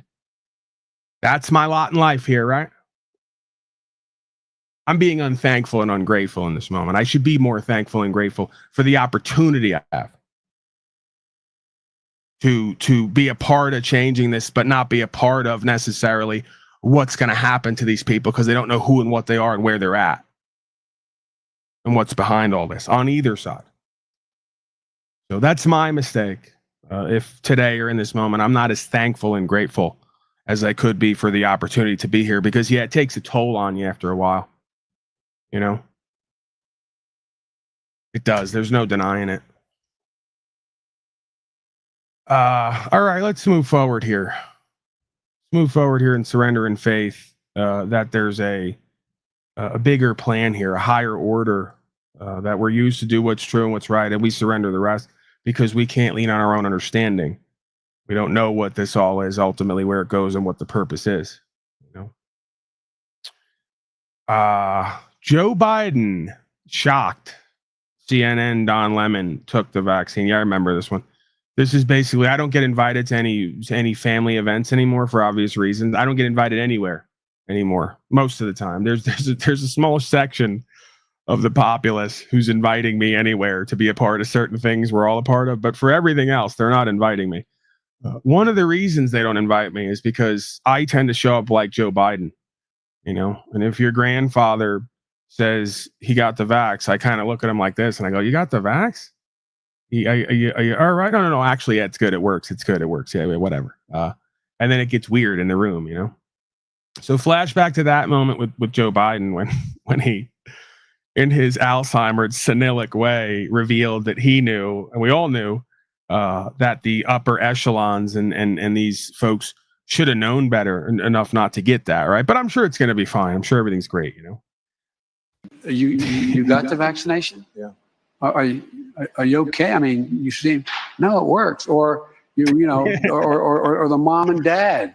That's a hell of a pivot right there. That's exactly how I'm not slick at all, right? Like I wear my heart on my sleeve. You can tell how I'm feeling or whatever by the look on my face oftentimes when people are saying things. So like I go, man, you got the vax, or it works. And no one buys into it. No one believes it. They think I'm being sarcastic and mocking. You know, I'm just trying to cope. You got the vaccination? Yeah. Are you okay? I mean, you seem, no, it works. Or you know, or the mom and dad, or the mom and dad, or the neighbor, or when you go to church, or when you're. No, I really mean it. There are trusted interlocutors. Think of the people. Right. If your kid wanted to find out whether or not there's a man on the moon or whatever, you know, something, or you know, whether those aliens are here or not. You know, who are the people they talk to beyond the kids who love talking about it? Right. Okay, let's move forward. Trump mobilizes up to, oh, you know what? I got a segue here. I got to tie it in. I wouldn't be a god of all media if I just let that opportunity pass by because it's in the stack. It is synchronistic. So Joey says we got to find out. Kid wants to find out if there's a man on the moon or aliens or something. We go right to this because this is breaking slave news. As of the 20th, I believe. Let's see here. Scientists warn a possible alien spaceship of some kind is heading toward Earth. Now, I contend that a spaceship of some kind headed toward Earth long ago and crashed, and what spilled out of it was essentially Elon Musk, all your politicians, merchant bankers, and a few groups of small hats and others. Maybe even Kanye West was on the back of that alien spaceship.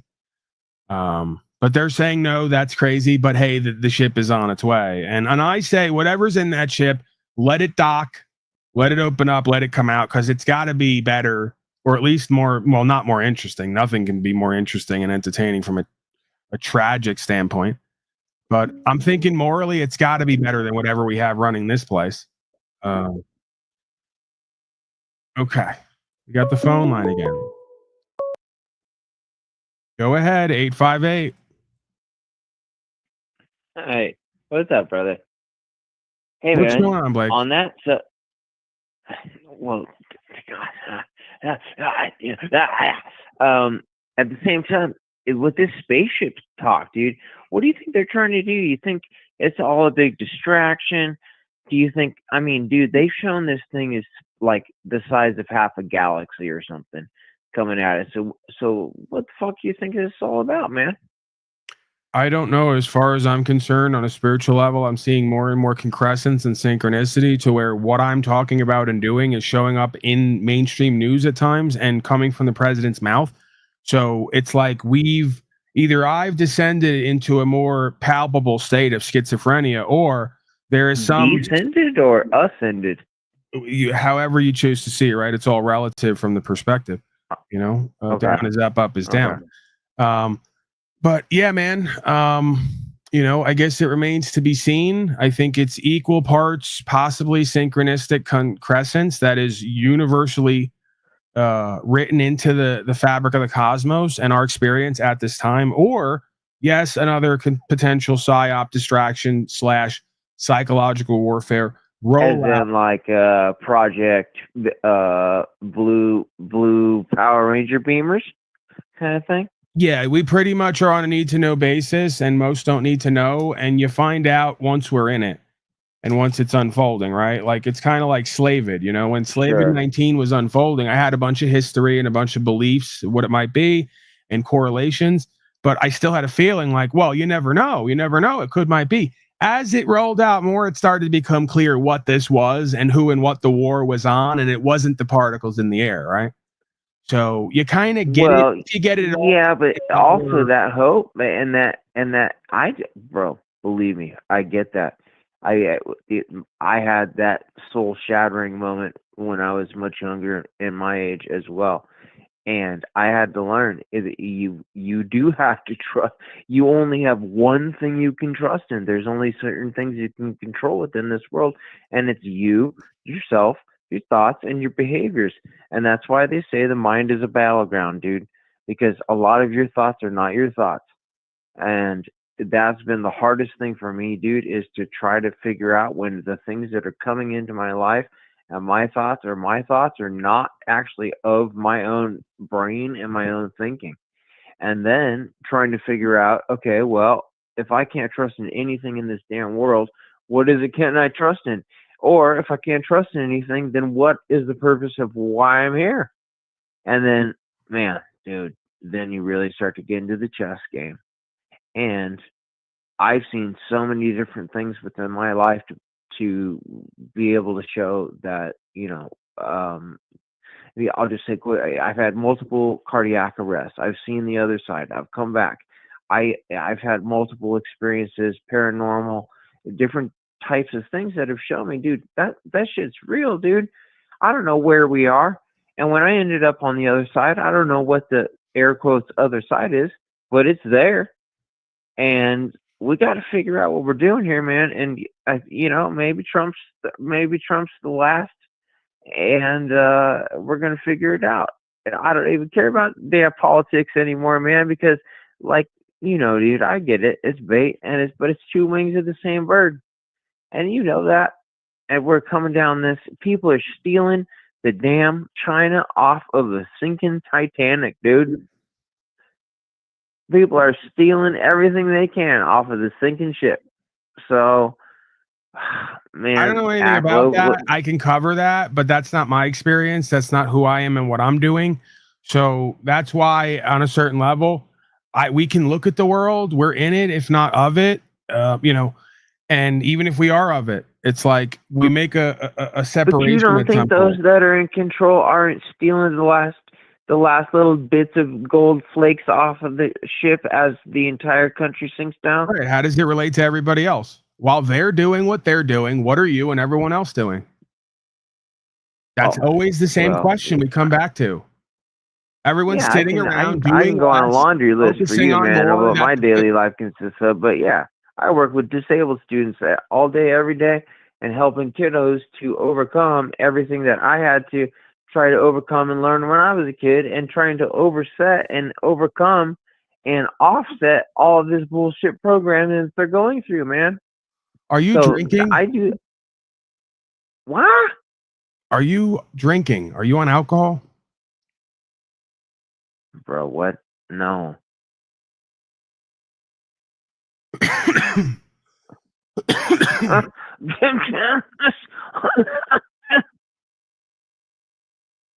I don't know. You just seem kind of intoxicated and like you're slurring your words. I'm just asking. Oh, okay. Well, sometimes, I'm playing a little bit of a character. That's why I was actually, if you could stop saying my area code earlier, then we could have a little bit more fun. Why do I have to stop saying your area code? because every time I call it, like I was trying to be Hank, and then, you know, a couple times before that, I was trying to be someone else, and a couple times Yeah, before but that, I did was you trying to be notice I someone wasn't else. really interested? My interests are waning as we speak. You're not. Are you pretending to be someone now? No, you know that's not true. I almost seem like you spoke about working with children to overcome your disability as a child. I'm not so sure you've overcome it yet, because you seem like a disabled child who wants negative attention from me, and you almost enjoy My it. Like I see disability, you I even broke my bragging about it in chat. spine as a Oh, I kid. love the I broke negative my attention. spine. Nothing had to do with my mental. I don't have mental disabilities. I broke my spine as a kid, dude. So okay, but that's fine if you would have played those games. I don't That's know. fine if Maybe you it's would have just me and accused I'm me of that. projecting. I'm That's usually the fine. bad man Okay, here. I can accept all right. that. Toodle to toot toots. Is anyone else having the experience that? Okay. Can someone get me right there? Was that another example of me not being nice, kind, and polite enough? Or is something up with that guy and he's just not in the room with the rest of us? And while I'm here day after day with him and others saying the similar, if not same things, and doing those things, it's like he's never heard me before, doesn't know what I'm talking about, and then has his own idea of like what this all is. Go start the Blake Show, please. I've said this many times to many folks. This isn't the place for the Blake Show. I don't really know what you're saying. I don't know what your point is. 3/4 of your whole rap is victimization and just, kind of half-hearted, half-assed, half in, half out at best. And we just never seem to get to anything or anywhere. And I would like to say that that's the minority, but I can't. I can't honestly sit here and say that's the minority. If anything, that's probably the majority. Stop using my area code because I wanted to pretend to be Hank and whatever else. I mean, I get it, but also it's like, okay, maybe you're right and you're used to me being a certain way and at times, and just today is not one of those days. Just not in that mode today, or you just were so bad at the bit. It was just so predictable and typical and see-through and not going anywhere that it just annoyed me. Instead of me laughing at it and playing along with it and playing off you and doing what I normally do at times, which is pretending that you were a real, non-real person, like a real NPC, it annoyed me for whatever reason. So I'm sorry, brothers and sisters. I don't know why any of that just happened. Yeah, holy cows. Holy fucking cows, man. I got to choose love. It's really what it is. Peace is available and love is available. Why did I? This guy is definitely disturbed. Okay. So Michael was, and again, so am I, quite frankly. That's the thing. I'm not coming here to pretend. And if I am, I pretend about other things. I guess I pretend also I'm a god of all media. But I also, like Blake, very disturbed man. One of the cornerstones of this broadcast, by the way. Okay, we have another call here. 719. Yeah, they call me Hank. Hank? Yeah, the real Hank. Please continue with your rant. Hank. How are you, Hank? Yeah. I'll change phones. Questions, comments, concerns, narratives, experiences, testimony? Yeah, man. I wanted to get back to the whole jab thing that you were talking about a little bit ago. I was warning people for a very long time, and people just wouldn't listen. And then next thing you know, like their children are special needs kids, and I just feel so bad because like I was like providing information, posting links, citing sources, and some people are just very close-minded. And it's really unfortunate because you try to reach people every day.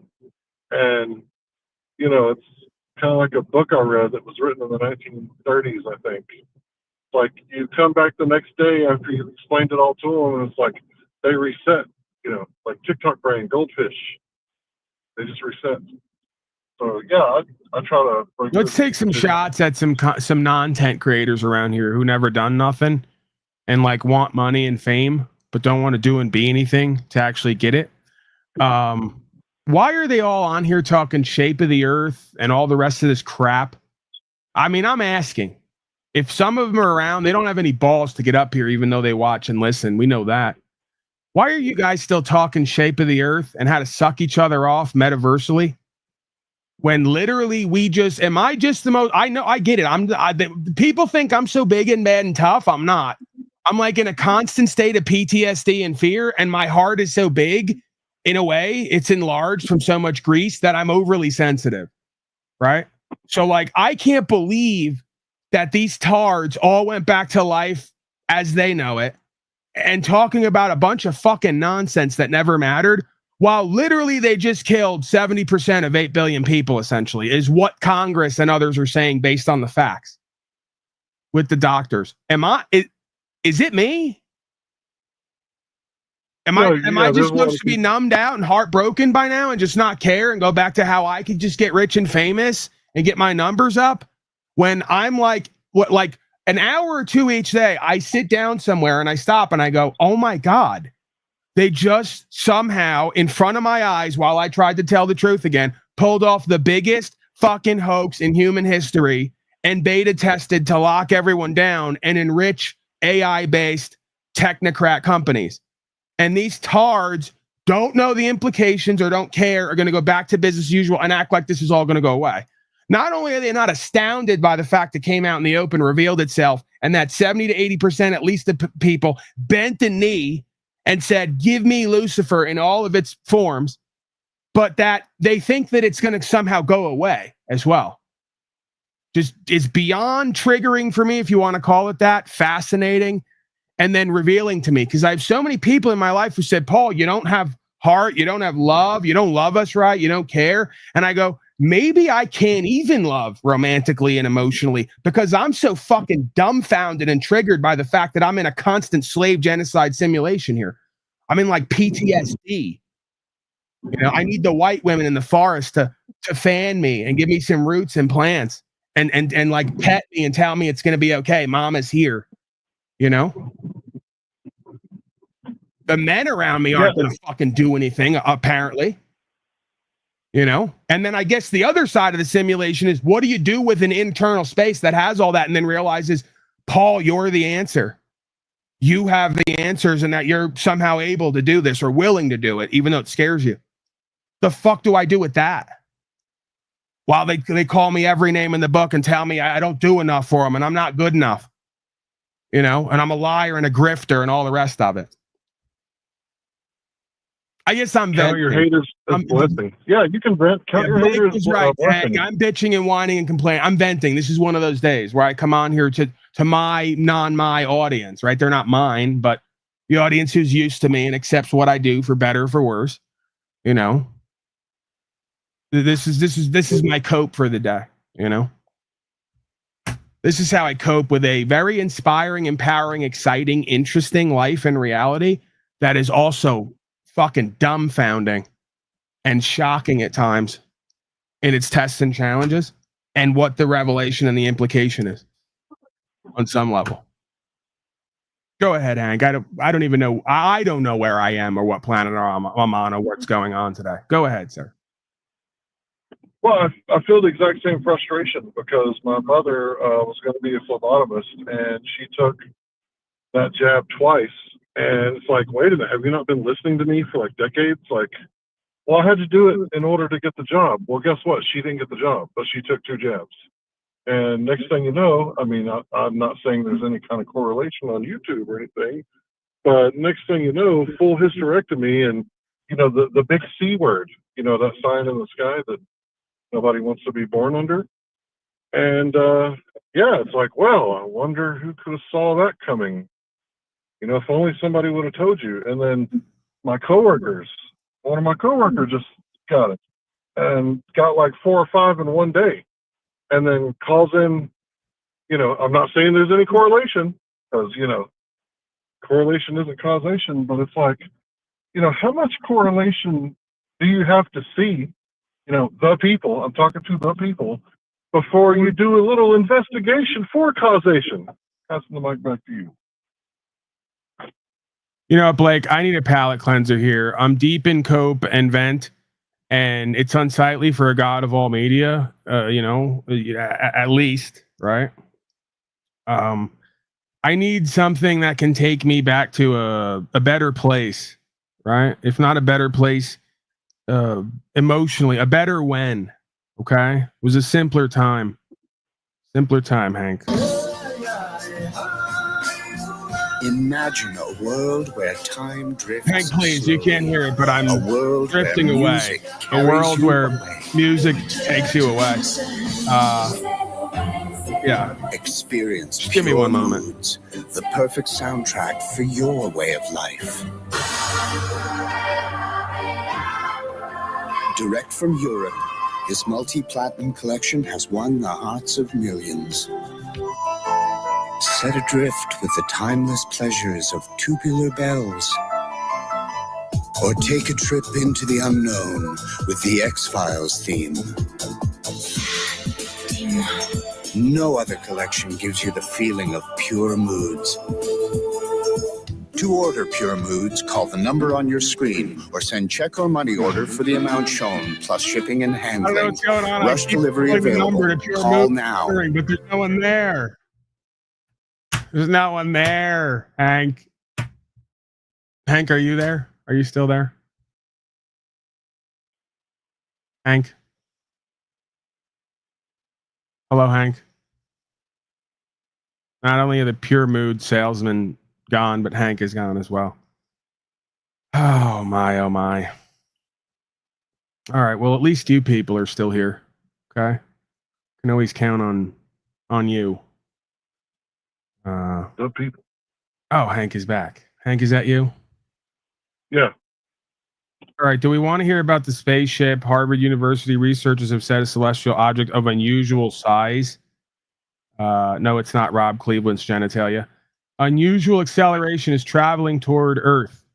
Researchers have said they are trying to work out if a celestial object has extraterrestrial technology. It's heading towards us. The object has been called 31 Atlas by astronomers, 12 to 13 miles in diameter.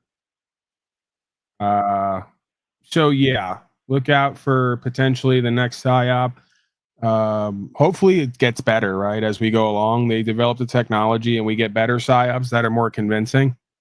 You know, shit, we might be in one right now. You know, assimilation with the Luciferian beast system technocratic matrix might just be the laptop, the internet, and the PAN-L, right? I was sitting back the other day thinking the PAN-L is actually PANEL, which arguably is the two archetypal gods of New World Order. Some might say. So coincidence? Maybe. If not, we're already there. Isn't that always the case, right? We're already there before we realize we're there. All right, let's get through it, Hank. Let's get through some articles here. Well, I'm not a coincidence theorist, but I think the whole, them seeing things in the sky, I think it's all about the fake alien invasion. I think it's going to happen. You're thinking Bluebeam. I think it is. Operation Bluebeam. Yeah, Operation Bluebeam. I'm sure it'll have some wrapped up voice of God stuff in there. And they need to do that, right? Because in order to stop the sovereign citizen terrorists that are realizing that this is a prison planet that was originally our planet and that we could be free here and empowered and not be a bunch of slaves. Well, the only next course of action would be a fucking alien race invades and Donnie has to use that Space Force that he funneled all the money to his people to build underground bases, some might say, to do one last hurrah PSYOP and see if it takes, if we can't get a Jesus PSYOP in there, right? Because, these fucking slaves are just so easily manipulated with the propaganda we put out there over time, right? So, I mean, an alien invasion would be great. A Jesus in the sky at 6:00 p.m. that everybody could see coming on a cloud, leaving on a cloud, would be pretty decent as well. If we could somehow work those in side by side. And people think I'm just sitting here playing games and joking. Oh, I'm not joking. I'm not playing games. I really do believe that the God of this world is using human beings, demons, if you will, to create technologies to project a reality that allows you to ignore or overtake the reality that's already here in order to do the bidding of said manipulator, right? And we're right back to the Wizard of Oz. Don't pay attention to the midget behind the curtain who uses the screens and the technology to deceive you about how powerful it's not, right? While you lack a heart and courage and a brain. Isn't that what the three characters on the road were lacking? A heart, a courage, heart, courage, and a brain. Okay. And then you could argue there was Dorothy, who represents the intuitive feminine component. And then you have Toto, who represents the instinctual animalistic component of consciousness and awareness, right? So this movie, The Wizard of Oz, would be an allegorical tale of consciousness and awareness, how it expresses itself or lack thereof, right? And all the individuated characters are expressions of self or aspects of self, and that one experience of consciousness and awareness on the journey to discovering or creating self, and believing they have to go to the worldly wizard and its technology, who's always there to deceive it with smoke and mirrors and monsters and aliens and all the rest. And, you know, you have the other dynamics as well. The flying monkeys, you know, the deceivers, the ones who want to distract and disempower. You got the good side of the force, right? The good witch. Yeah, it's all there if you let it be. As my father once said to me, when I would have conversations about these movies and what they all seem to mean and how it all ties together, he'd say, Paul, I think you're just thinking a little too deep into this stuff. It's just a movie, right? Again, the blind leading the ones who have one eye open, right? Nothing more ironic than this. The blind attempting to direct and lead and clarify for the ones who have the one eye open. And this is their arrogance and ignorance. See? Go ahead, Hank. You were saying, I know I cut you off again because it's just entertaining and fascinating to me. I don't hate the player or the game. Without this being what it is, I wouldn't have the greatest test and challenge and journey in my life that I just laid out for self and other selves. And it wouldn't be as near as interesting or entertaining as a broadcast or non-tent for the broadcast. Grist for the mill, right? Go ahead, sir. You were saying we got to get some of these articles, man. I got to cover them. We're already coming up on the second hour. I didn't think that I would do this well on time. You can go through the articles, but I would just look up the Skull, NASA Skull asteroid, and look up. I think there was a Valentine's Day asteroid. So fuck all that bullshit. I don't believe anything. I think people lost their ability to be skeptical, and I often ask people, like, what is it about the mainstream that you're skeptical about? And people that can't answer that fucking question, I'm like, why? Why can't you answer that question? You're not skeptical about anything? Like the one comedian said, like, you think the government's batting 1,000? Like, what's going on? So ask yourself daily.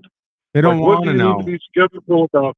Well, they need to know, right? Because there's scam artists out there, right? Statists that want the boot on all of our necks, on our faces, forever.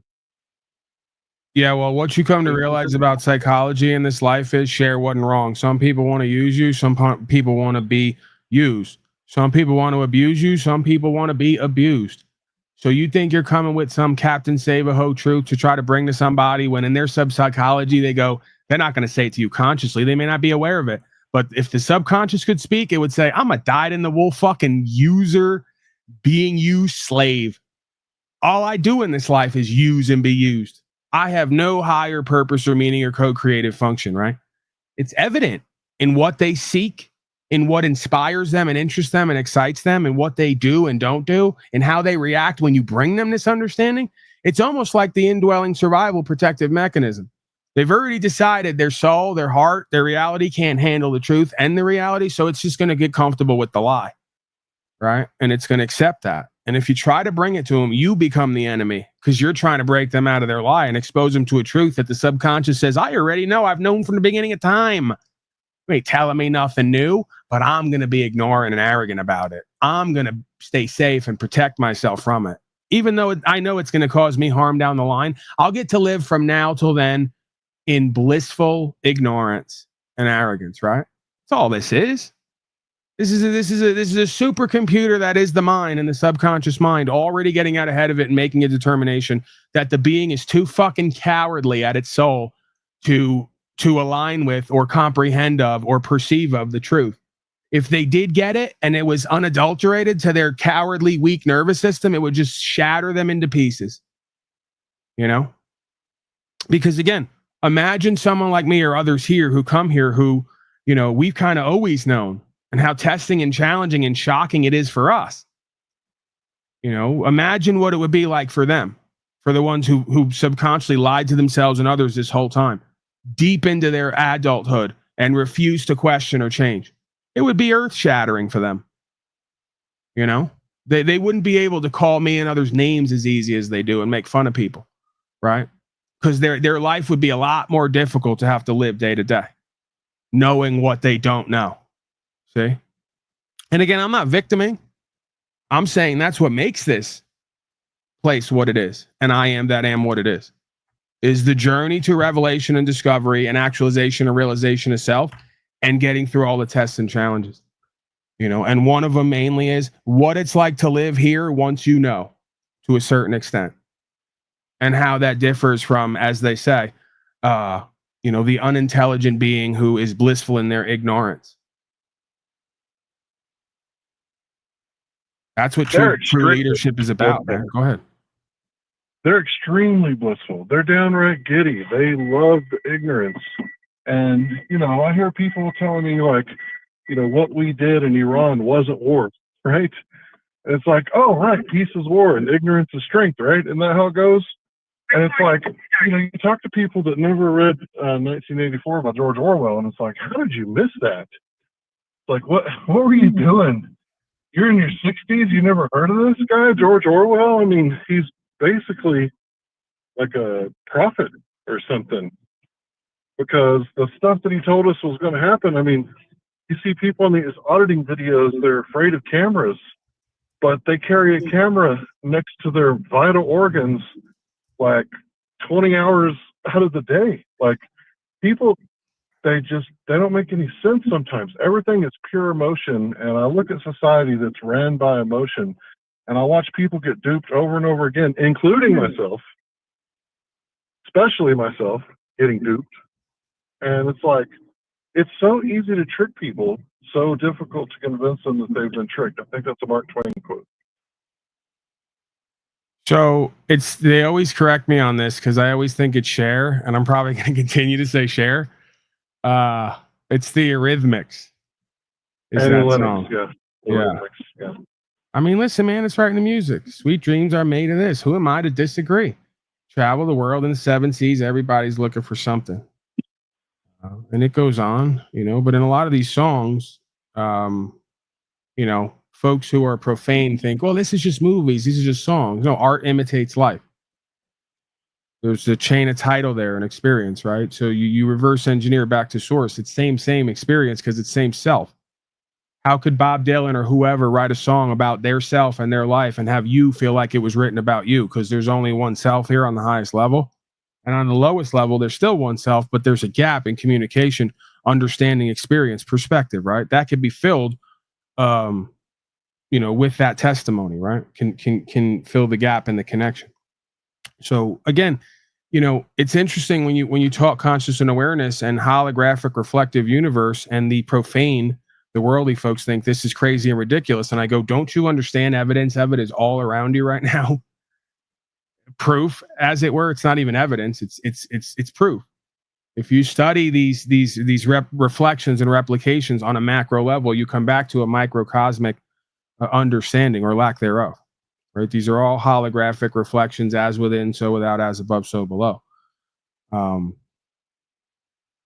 right, let's get to some of these articles. I want to get them out of the way. We could circle back and talk whatever, go wherever with it, pontificate, speculate, philosophize, so to speak.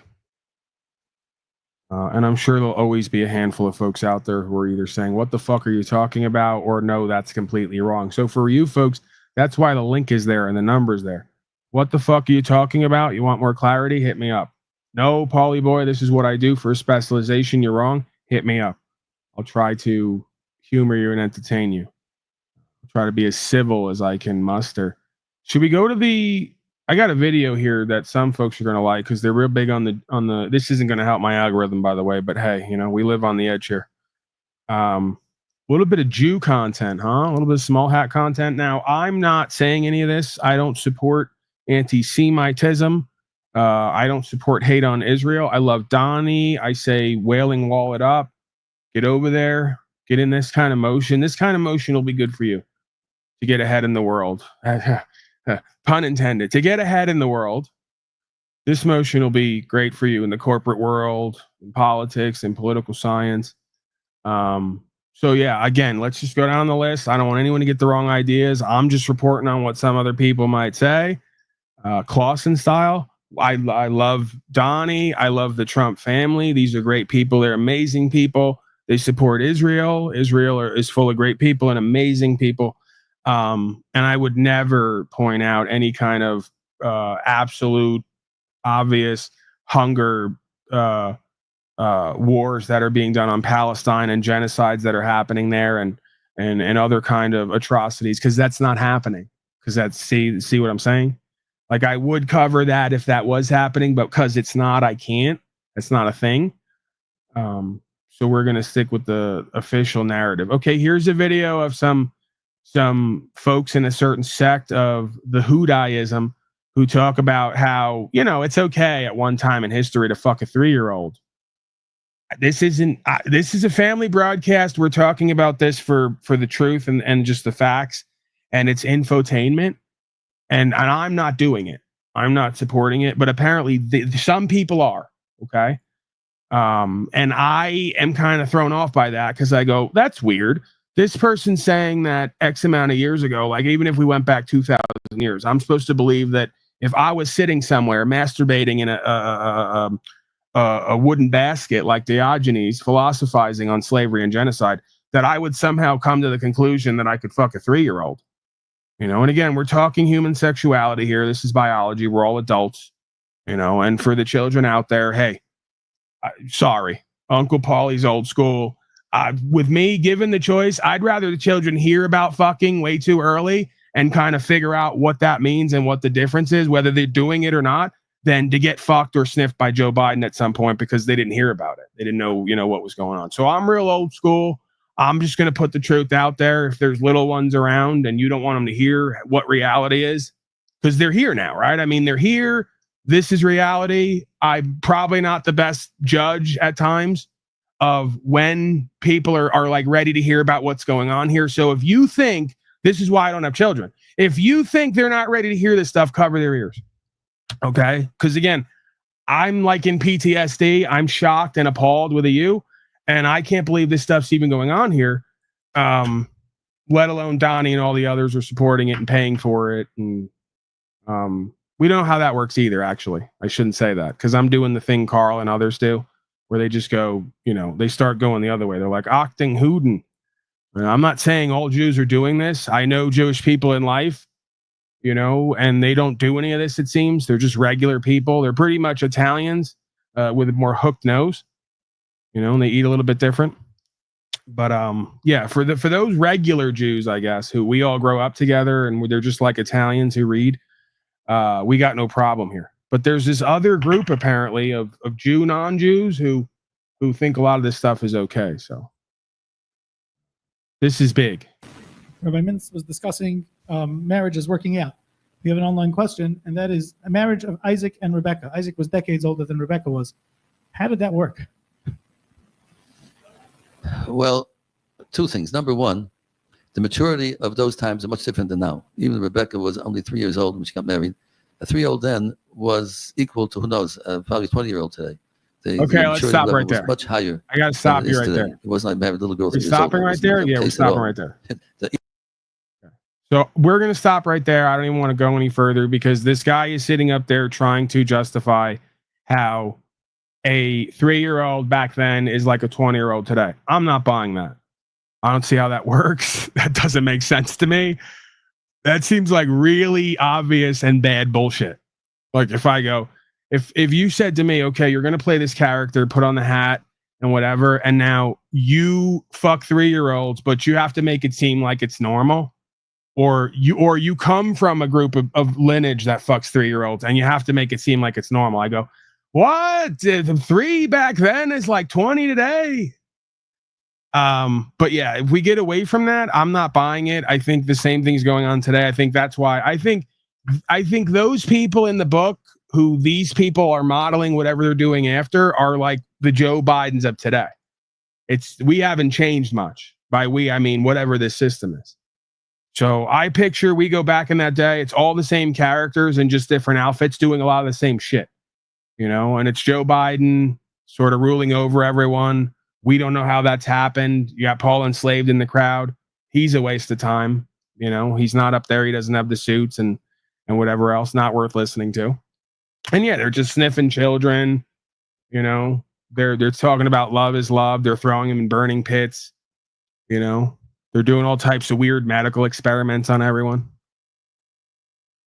And then they're sitting there going, oh, we marry 3-year-olds and have sex with them. And I go, I don't think that that's something that normally occurs to most people. I think that there may be some darkness in most people that is hypocritical, that's overlooked. I don't want to believe, and I have a hard time believing that's normal. That a man looks at a 3-year-old and sees a potential wife or partner there. Very bizarre, and even more bizarre that someone would try to sit in my face in the modern day world and tell me, well, it was different back then. No. I think it was exactly the same. And I think a lot of the same justifications and bullshit and sickness and hypocrisy are still taking place. You could argue it's worse than ever. Because you got the technology to know now more than ever and track and trace all of it. And it may be happening now more than ever. And maybe more excused or covered up or allowed to happen in certain sectors of society, we'll say. Not my society, this legal society that all of you keep voting and paying for and following the codes they write up. See? And they wonder why I get on here and say slavery, genocide, and at times voting for and begging the pedophile billionaires to run your lives. Because we know Epstein List wasn't a fraud. We know the Democrats didn't make it up. We don't even need Epstein List to look at these characters and know what they're doing, right?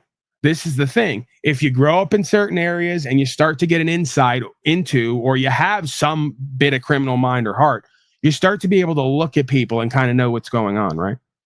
So like you get a load of Joe Biden or Donnie Trump for like 3 seconds, and you go, I think something's going on here. When Donnie's bragging about going backstage at the beauty pageants with the 15-year-old girls and no one's going to stop him because he's Big Daddy on the block.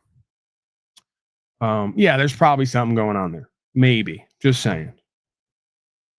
Turns out in a holographic reality, the truth doesn't change. We just loop the perspective where we go from really ignorant and arrogant and delusional to, oh my God, it's in our face all day, every day. We can't deny it and avoid it.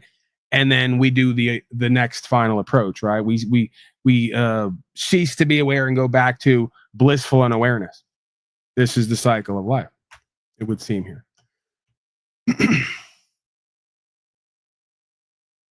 All right, we got a couple news articles. I think I'm going to get the hell out of here potentially shortly before the 3rd hour. Why not? Let me see here. Let me check my notifications here. Julian Barbary says, thanks, Paul. Appreciate you, Mr. Barbary. Bluetooth. I don't know why that's happening.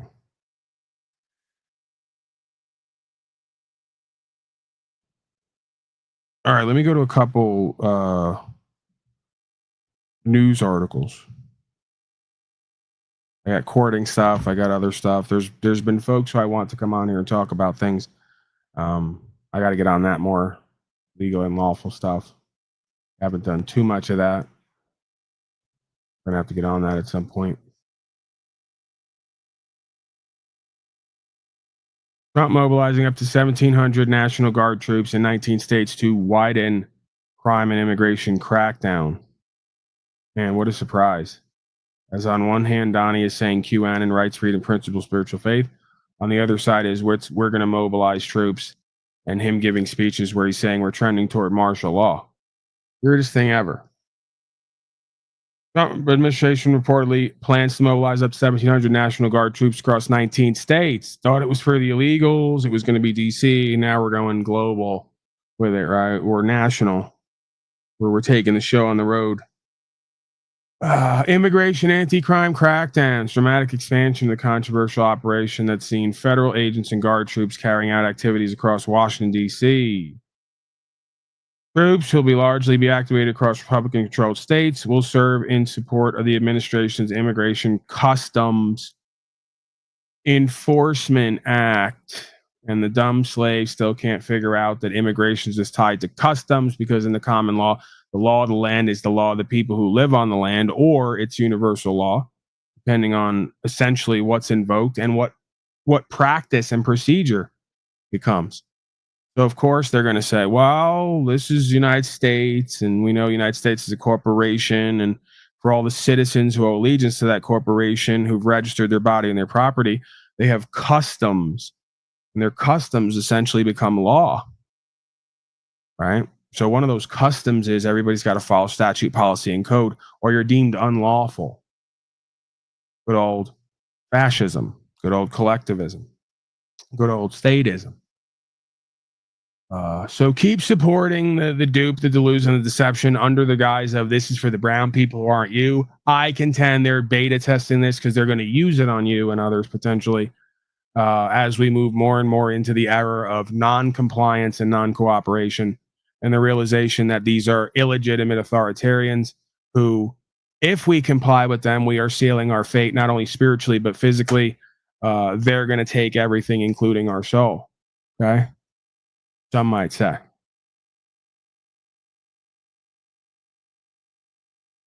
Did we complete the but that's pretty much it. I mean, you know, whatever. It's all conspiracy theory till it's not, right? That's the game around here. It's all speculation, it's all fear porn, it's all theory till it becomes true, and then it happened for a different reason. Actually for our own good. Guardian will be serving under Title 32, Section 502. Blah, blah, blah. All right, let's go. Donnie says we're trending toward martial law. What a coincidence. President Trump's military presence in Washington, D.C. continues to escalate, with the Defense Secretary Pete Hegseth confirming that National Guard troops deployed in the Capitol will now be armed and authorized to carry out local law enforcement duties. His justification? A single post on social media calling the move common sense. And Trump himself is making clear this deployment may not end anytime soon. In fact, he's floated keeping troops in D.C. indefinitely and even suggested other cities could soon be next. I mean, I keep seeing about a 30-day deadline, of which we have 22 days left or something. But if I think we're in great shape here, that's one thing. But if I don't, I'm going to just say it's a national emergency. And if I have a national emergency, I can keep the troops there as long as I want. And when we're ready, we'll go in and we'll straighten out Chicago, just like we did D.C. Chicago is very dangerous, great place. I built great stuff there. I have the most beautiful building in Chicago, I think. But I hate to see what's happened to Chicago. Miles Taylor, Kimberly Atkins-Storr, and Paul Butler are back with us. I also don't in care. that, the president said that we know that the leftists are going to use leftist media publications to push something, especially if it's not going to happen, right? To try to get the leftists to play the part that Donnie is the bad side. And again, I can do the analysis from both sides. We could break it down on how it's like playing both sides against the middle. And how both sides use lying by obfuscation or just maximization and minimization to get the people whipped up into a frenzy. The point I'm making here is you can't have a sustainable nation that is supposed to be a republic if it has now been taken over by a corporation, turned into a democracy, and literally ripped in half by two sides of unaware, unevolved, troglodyte, Slavish creatures who don't understand the micro and macro systems dynamics. So beyond the analysis on both sides, that's what it's meant to do. That's the main idea here, right? And this is more proof of why we need to come out of her, my people. Stop engaging in this democracy, collectivism, and statism. Get back to our true Republican roots. And stop allowing this system to be organized and predictably play both sides against the middle.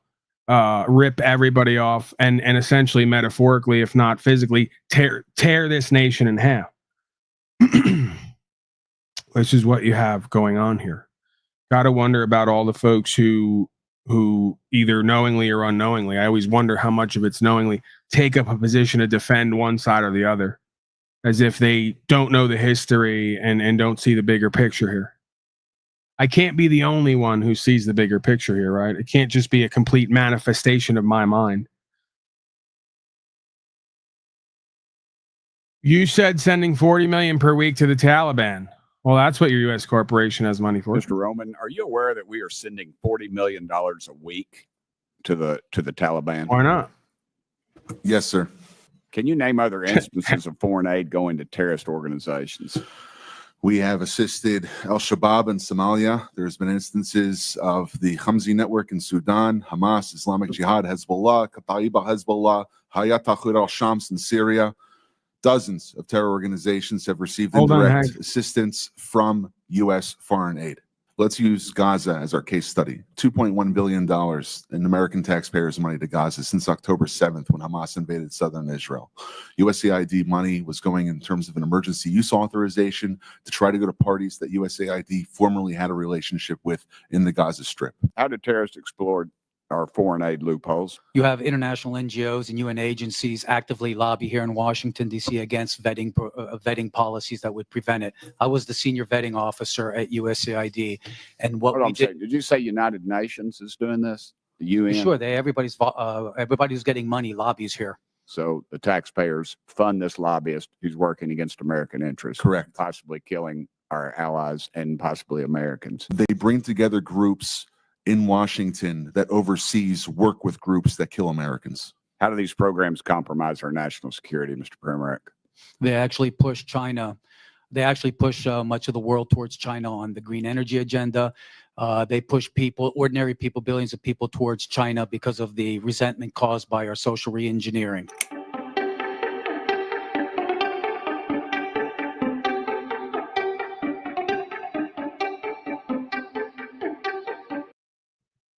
All right. U.S. corporation making the rounds. $40 million a week to the Taliban and hundreds of billions to Israel, Ukraine, China, all the rest of it. And of course, the other side of that game is Donnie's getting tough on everything. After they've looted everything and given the whole store away to the quote unquote other teams or the other sides, now it's time to get tough on everybody. Really tighten the noose. So yeah, I can't help but to just see in every issue the playing off from both sides against the middle. Spiritually, if nothing else. Hey, Gorilla Gems, if you're down there and you can hear me, what's the video called with Freeman? Where he says whatever he says about me, and he's another disinformation, distraction, disempowerment agent who says we should just get online and LARP for big numbers and big money and wear costumes and play in the cop's face and get footage, but never actually fucking go to court and get recognized and uphold the law and our rights, right? And understand the difference between statism and true republicanism, fascism, collectivism, and corporatism versus constitutionalism and interdependent individualism, if that makes sense. At the risk of attempting to use a bunch of isms to describe what should be a common sense experience on the face of it. Gorilla Gem's here. Is he down there? I see it when my spirit wants. I see it when my spirit wants to Paul, like the truth. Or at absolute truth. I don't know what he's saying there at the end there, but I think I get the sentiment there.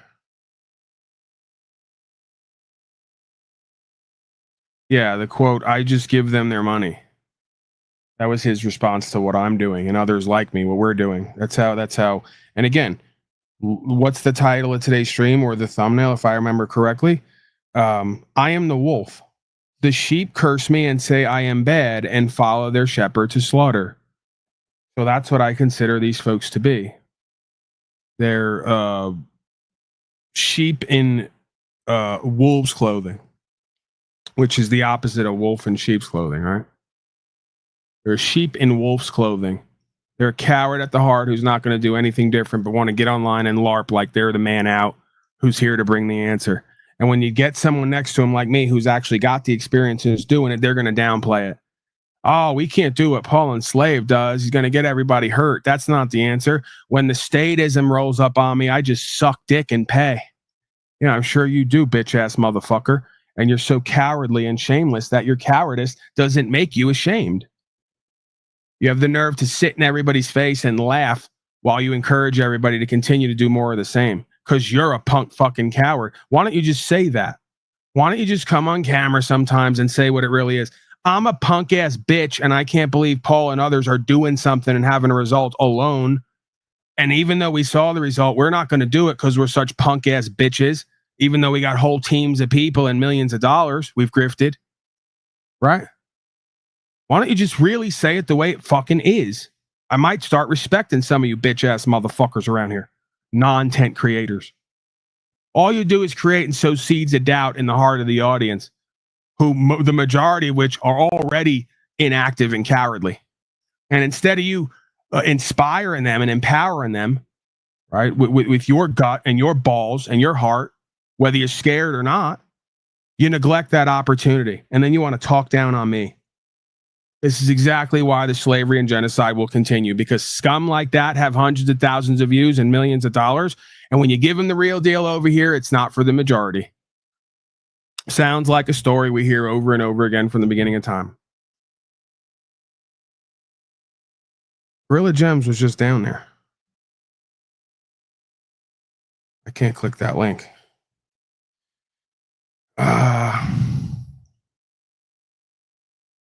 All right, let me see.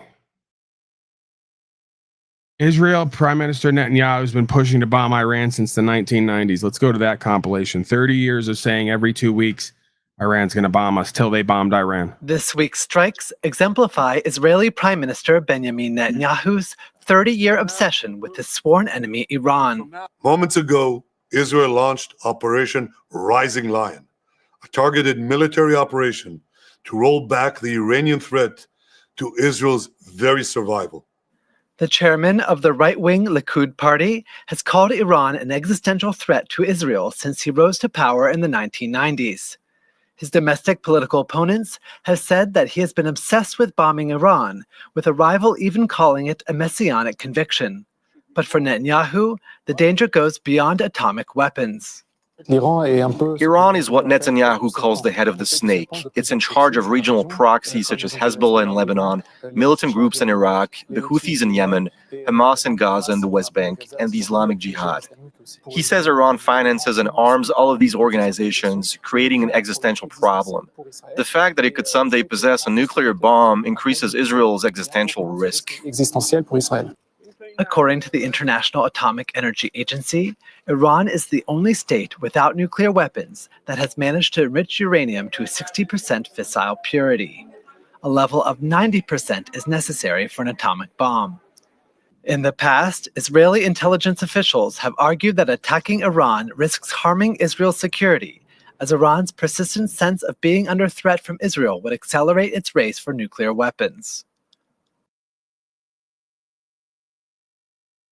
That wasn't even the better compilation. I got a better compilation where it shows them hundreds of times on TV scaring everyone. Every 2 weeks, Iran's going to bomb us. We got to do something till they eventually wind up bombing Iran. All right, folks, I think I'm going to get the hell out of here. I'll be back who knows when, if not more swiftly over the next 4 days or so. That's been the pattern. We're going to hold to that. So every 4 days or so max. If not, I'll try to show up sooner if I'm feeling pretty decent. Paul and Amuse on the way out. I think it's starring Mr. Freeman. Another activist, non-activist. Another patriot, non-patriot. Another non-tent creator. We love it all, though, don't we? Wouldn't be what it is without the dynamic as it is. Blessings to everybody. And, yeah, say goodnight to the bad guy.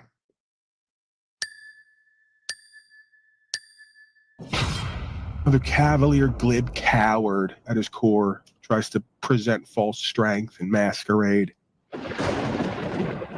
And let him know I said that. You can go clip this out, all you people who want to play the middle. I don't mind it. Don't mind it. Be the emissaries for the back and forth, because if you didn't, these motherfuckers would watch it and listen and turn it off and act like it never happened.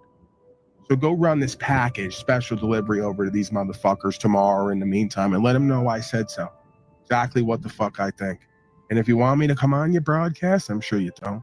If you want me to come on your broadcast and say it nice, kind, and polite for your audience, I will, and it's not going to change the truth. Oh, well, all I have to do is hand him a stack of papers and tell him about a yellow fringed flag, and he's going to let me go. That's not reality. We're going to reward this fucking punk-ass coward clown who's going to inform on everybody and not walk the walk and try to detract from those who are. And we're going to destroy Paulie Boy if we can get it done. He's a sob-sit terrorist. He's got no credibility, even though he's got results over and over again when the shit hits the fan while they're hiding under their mama's skirt. But I just give them their money. Oh, no one ever thought of that before. You fucking weak ass. No wonder you won't come over here. No wonder you won't interact with me. No wonder Brian's hiding from me right now. It's going to pretend that he just forgot about me to text me back.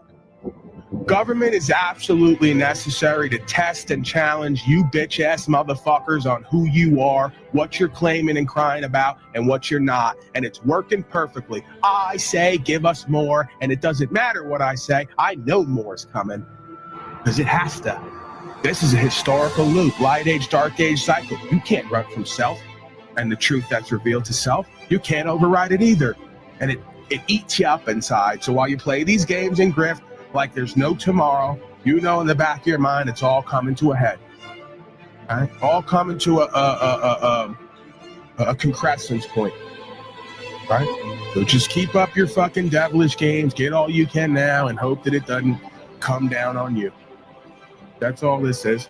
If you were to take the ideology that was put forth in the certain documentations and the quotes that we get from the founders, and you were to make a man out of them in pure form, I would be the closest thing to something like that. And I can tell you from looking through the eyes of that being and how we live, you guys want to keep acting like you're in the same camp as the founders, right? Regardless of the skeletons they have, for what they did and what they put on record and what they created that you're living and reaping the benefits and fruits from. Those motherfuckers, just like the Christed being in scripture, would not even set eyes on you twice. When they see you and listen to you and know who and what you are by judging your heart and your deed. You fucking punk ass bitch. If I have to go to fucking prison right now, I will not like it, but I will sit right there and know I'd rather fucking be in the box for doing what's true, what's right, than be outside in this place with you, laughing and giggling at everybody's face like there's something funny. You make me sick. You're another corrupter and co-opter. I smell agent. Another corrupter co-opter. You know, people call me a sovereign citizen. No, they don't. What? Who? The ones who are completely duped out? Completely? Because you like to ride the middle, right? Like, I say I'm for rights, freedom, and principle, but I just comply, pay them, do what they say, right? But they call me they call me that. Because I won't fucking comply. Because when they fucking stopped me, I had a trunk full of trouble, ask them, and I didn't give a fuck what they thought about it.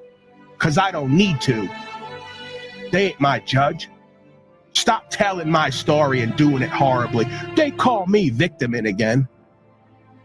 You should hope these status motherfuckers call you a sob-sitting a terrorist. That's the same thing they said about Jesus, bitch-ass motherfucker. Till 200, 300, 2,000 years later, when someone got the bright idea that maybe that being was right. Yeah. They call me a sovereign citizen. No, they don't. Co-opter, corrupter, agent, scum. You don't do nothing like that gets you called that. They call me that because I do. And I'm proud of it. Good. The statist, corporatist, fascist scum call me a sob-sit terrorist because I'm willing to ride on God, rights, guns, and freedom. Suck my dick. How about that? Sorry, I got a little bit ghetto there at the end. That's not palatable. That's not nice, kind, and polite. We're evangelical Trump voters in the swing states. We're about family values. Paulie Boy just cussed. Yeah, and I want to say a lot of there's people who say that I'm a sovereign citizen because I believe in certain rights that they don't. But here's the thing, I believe that a lot of the things that the government does is wrong, but I still comply. Like you said, it's all about generating money. It's all about money. What? I don't argue. I just give them their money. You go through any one of these places, it's a bald jerk off like this who's been completely fucking sodomized and assimilated with 3 fucking gamer screens and a trimmed up beard and the shaved head and all the rest of it. Inauthentic corporate male. He's a victim because someone somewhere on the internet called him a sovereign citizen for complying. Fucking clown. Make sure you get online tomorrow and act like nobody sent you the clips of me doing this fucking 2-hour rant on both you bitch-ass motherfuckers. Act like it didn't fucking happen. If you had any fucking balls, you pull it up like I do and give your audience access to it, and then you can make me look like the nasty motherfucker I am, right? If you go back to the founders, they would have wrote down that it was self-evident, these things, that now you can't even get these folks to see or cognize. As if that's not proof of the dynamic. What used to be obvious and inherently self-evident is now difficult for these fluoride heads to even comprehend of, let alone live and actualize. I'm just asking you, why do you have these cucked out beta males who smirk and smile at the camera while they say we should all comply and we should just record and document the downfall of humanity? Giggle about it. It's funny, the destruction of everything good and great and innocent, right? The plunging of the women and children, including yourself, because you are a bitch, into slavery and genocide. It's fucking funny, ain't it? You fucking coward. Instead of you just getting on there humbly with reverence before God and the people and saying, I'm a fucking punk-ass coward. I know I need to do more. You sit and laugh and giggle and act like you occupy some superior position because you're going to document the downfall and giggle at it. And what is your answer? Well, if we stand for ourselves and stop accepting less, we might get a beating. Yeah, that's called being a man. That's how life works. You don't even want to show up for yourself and others, let alone have to take a fucking beating, let alone have to give one out.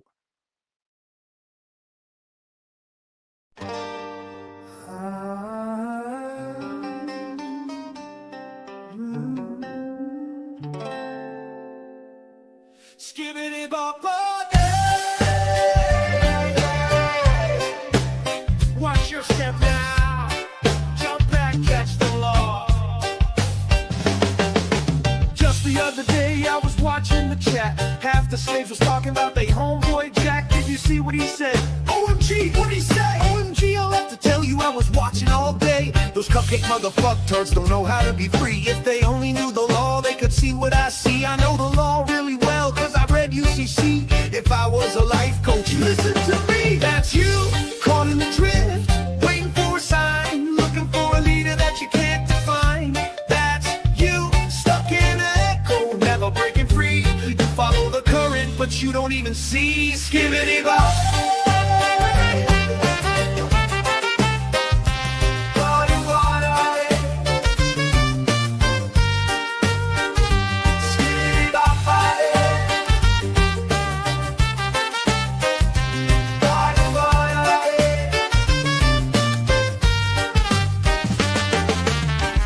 The night dude was talking real bold, dropping terms like sovereign and common law gold. Nah bro, see, I got the docs right here, I just ain't filed yet, it's the wrong time of year. Trust me, I've studied it, I know what to do, but the county clerk's shady and the judge is a Jew. I'm just waiting till it's safe and I know I'll get paid, maybe when Saturn is back in retrograde. Besides, I gotta stay low for a while. They're watching IPs and I got a profile. Anyway, I'm working on phase 1 of the plan. He went quiet when asked you ever stood as a man. That's you, caught in the drift, waiting for a sign, looking for a leader that you can't define.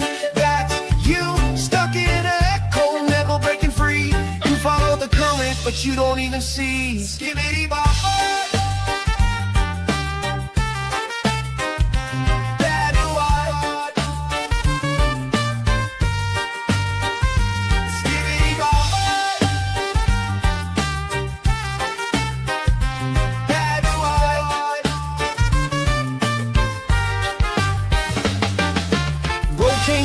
Like he owned the place, typing all caps with the crooked face. Oh great, more soft sit clown shit here. Where's the tinfoil clowns and the flat earth quiz? Let me guess, you don't pay taxes. You should be arrested, a criminal felon who didn't get his vaccines. I'm telling you, I know the law better than you. I read the USC, my lawyer knows what to do. What I want to know is, why are you free? That, and please tell me what you're offering me. He's a fake, he's a fraud, he's broke, he's a broke.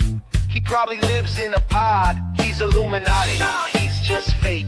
I could do it better if I caught a break. They're all in on it, it's a psyop feed. Anyone got a link to the doc I need? That's you, caught in the drift, waiting for a sign, looking for a leader that you can't define. That's you, stuck in an echo, never breaking free. You follow the current, but you don't even see. Skibbity bop bop.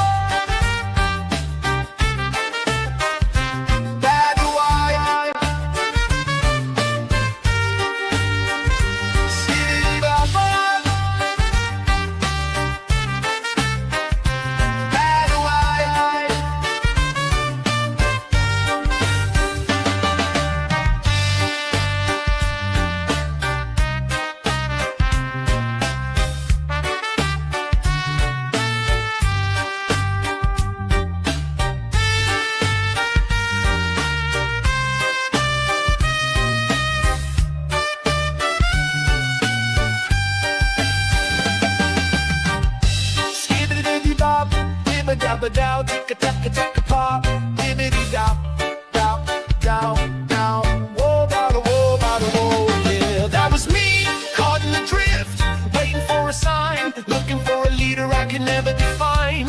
That was me, stuck in my echo, caught in the feed, following the current I thought was me. Skippity bop bop.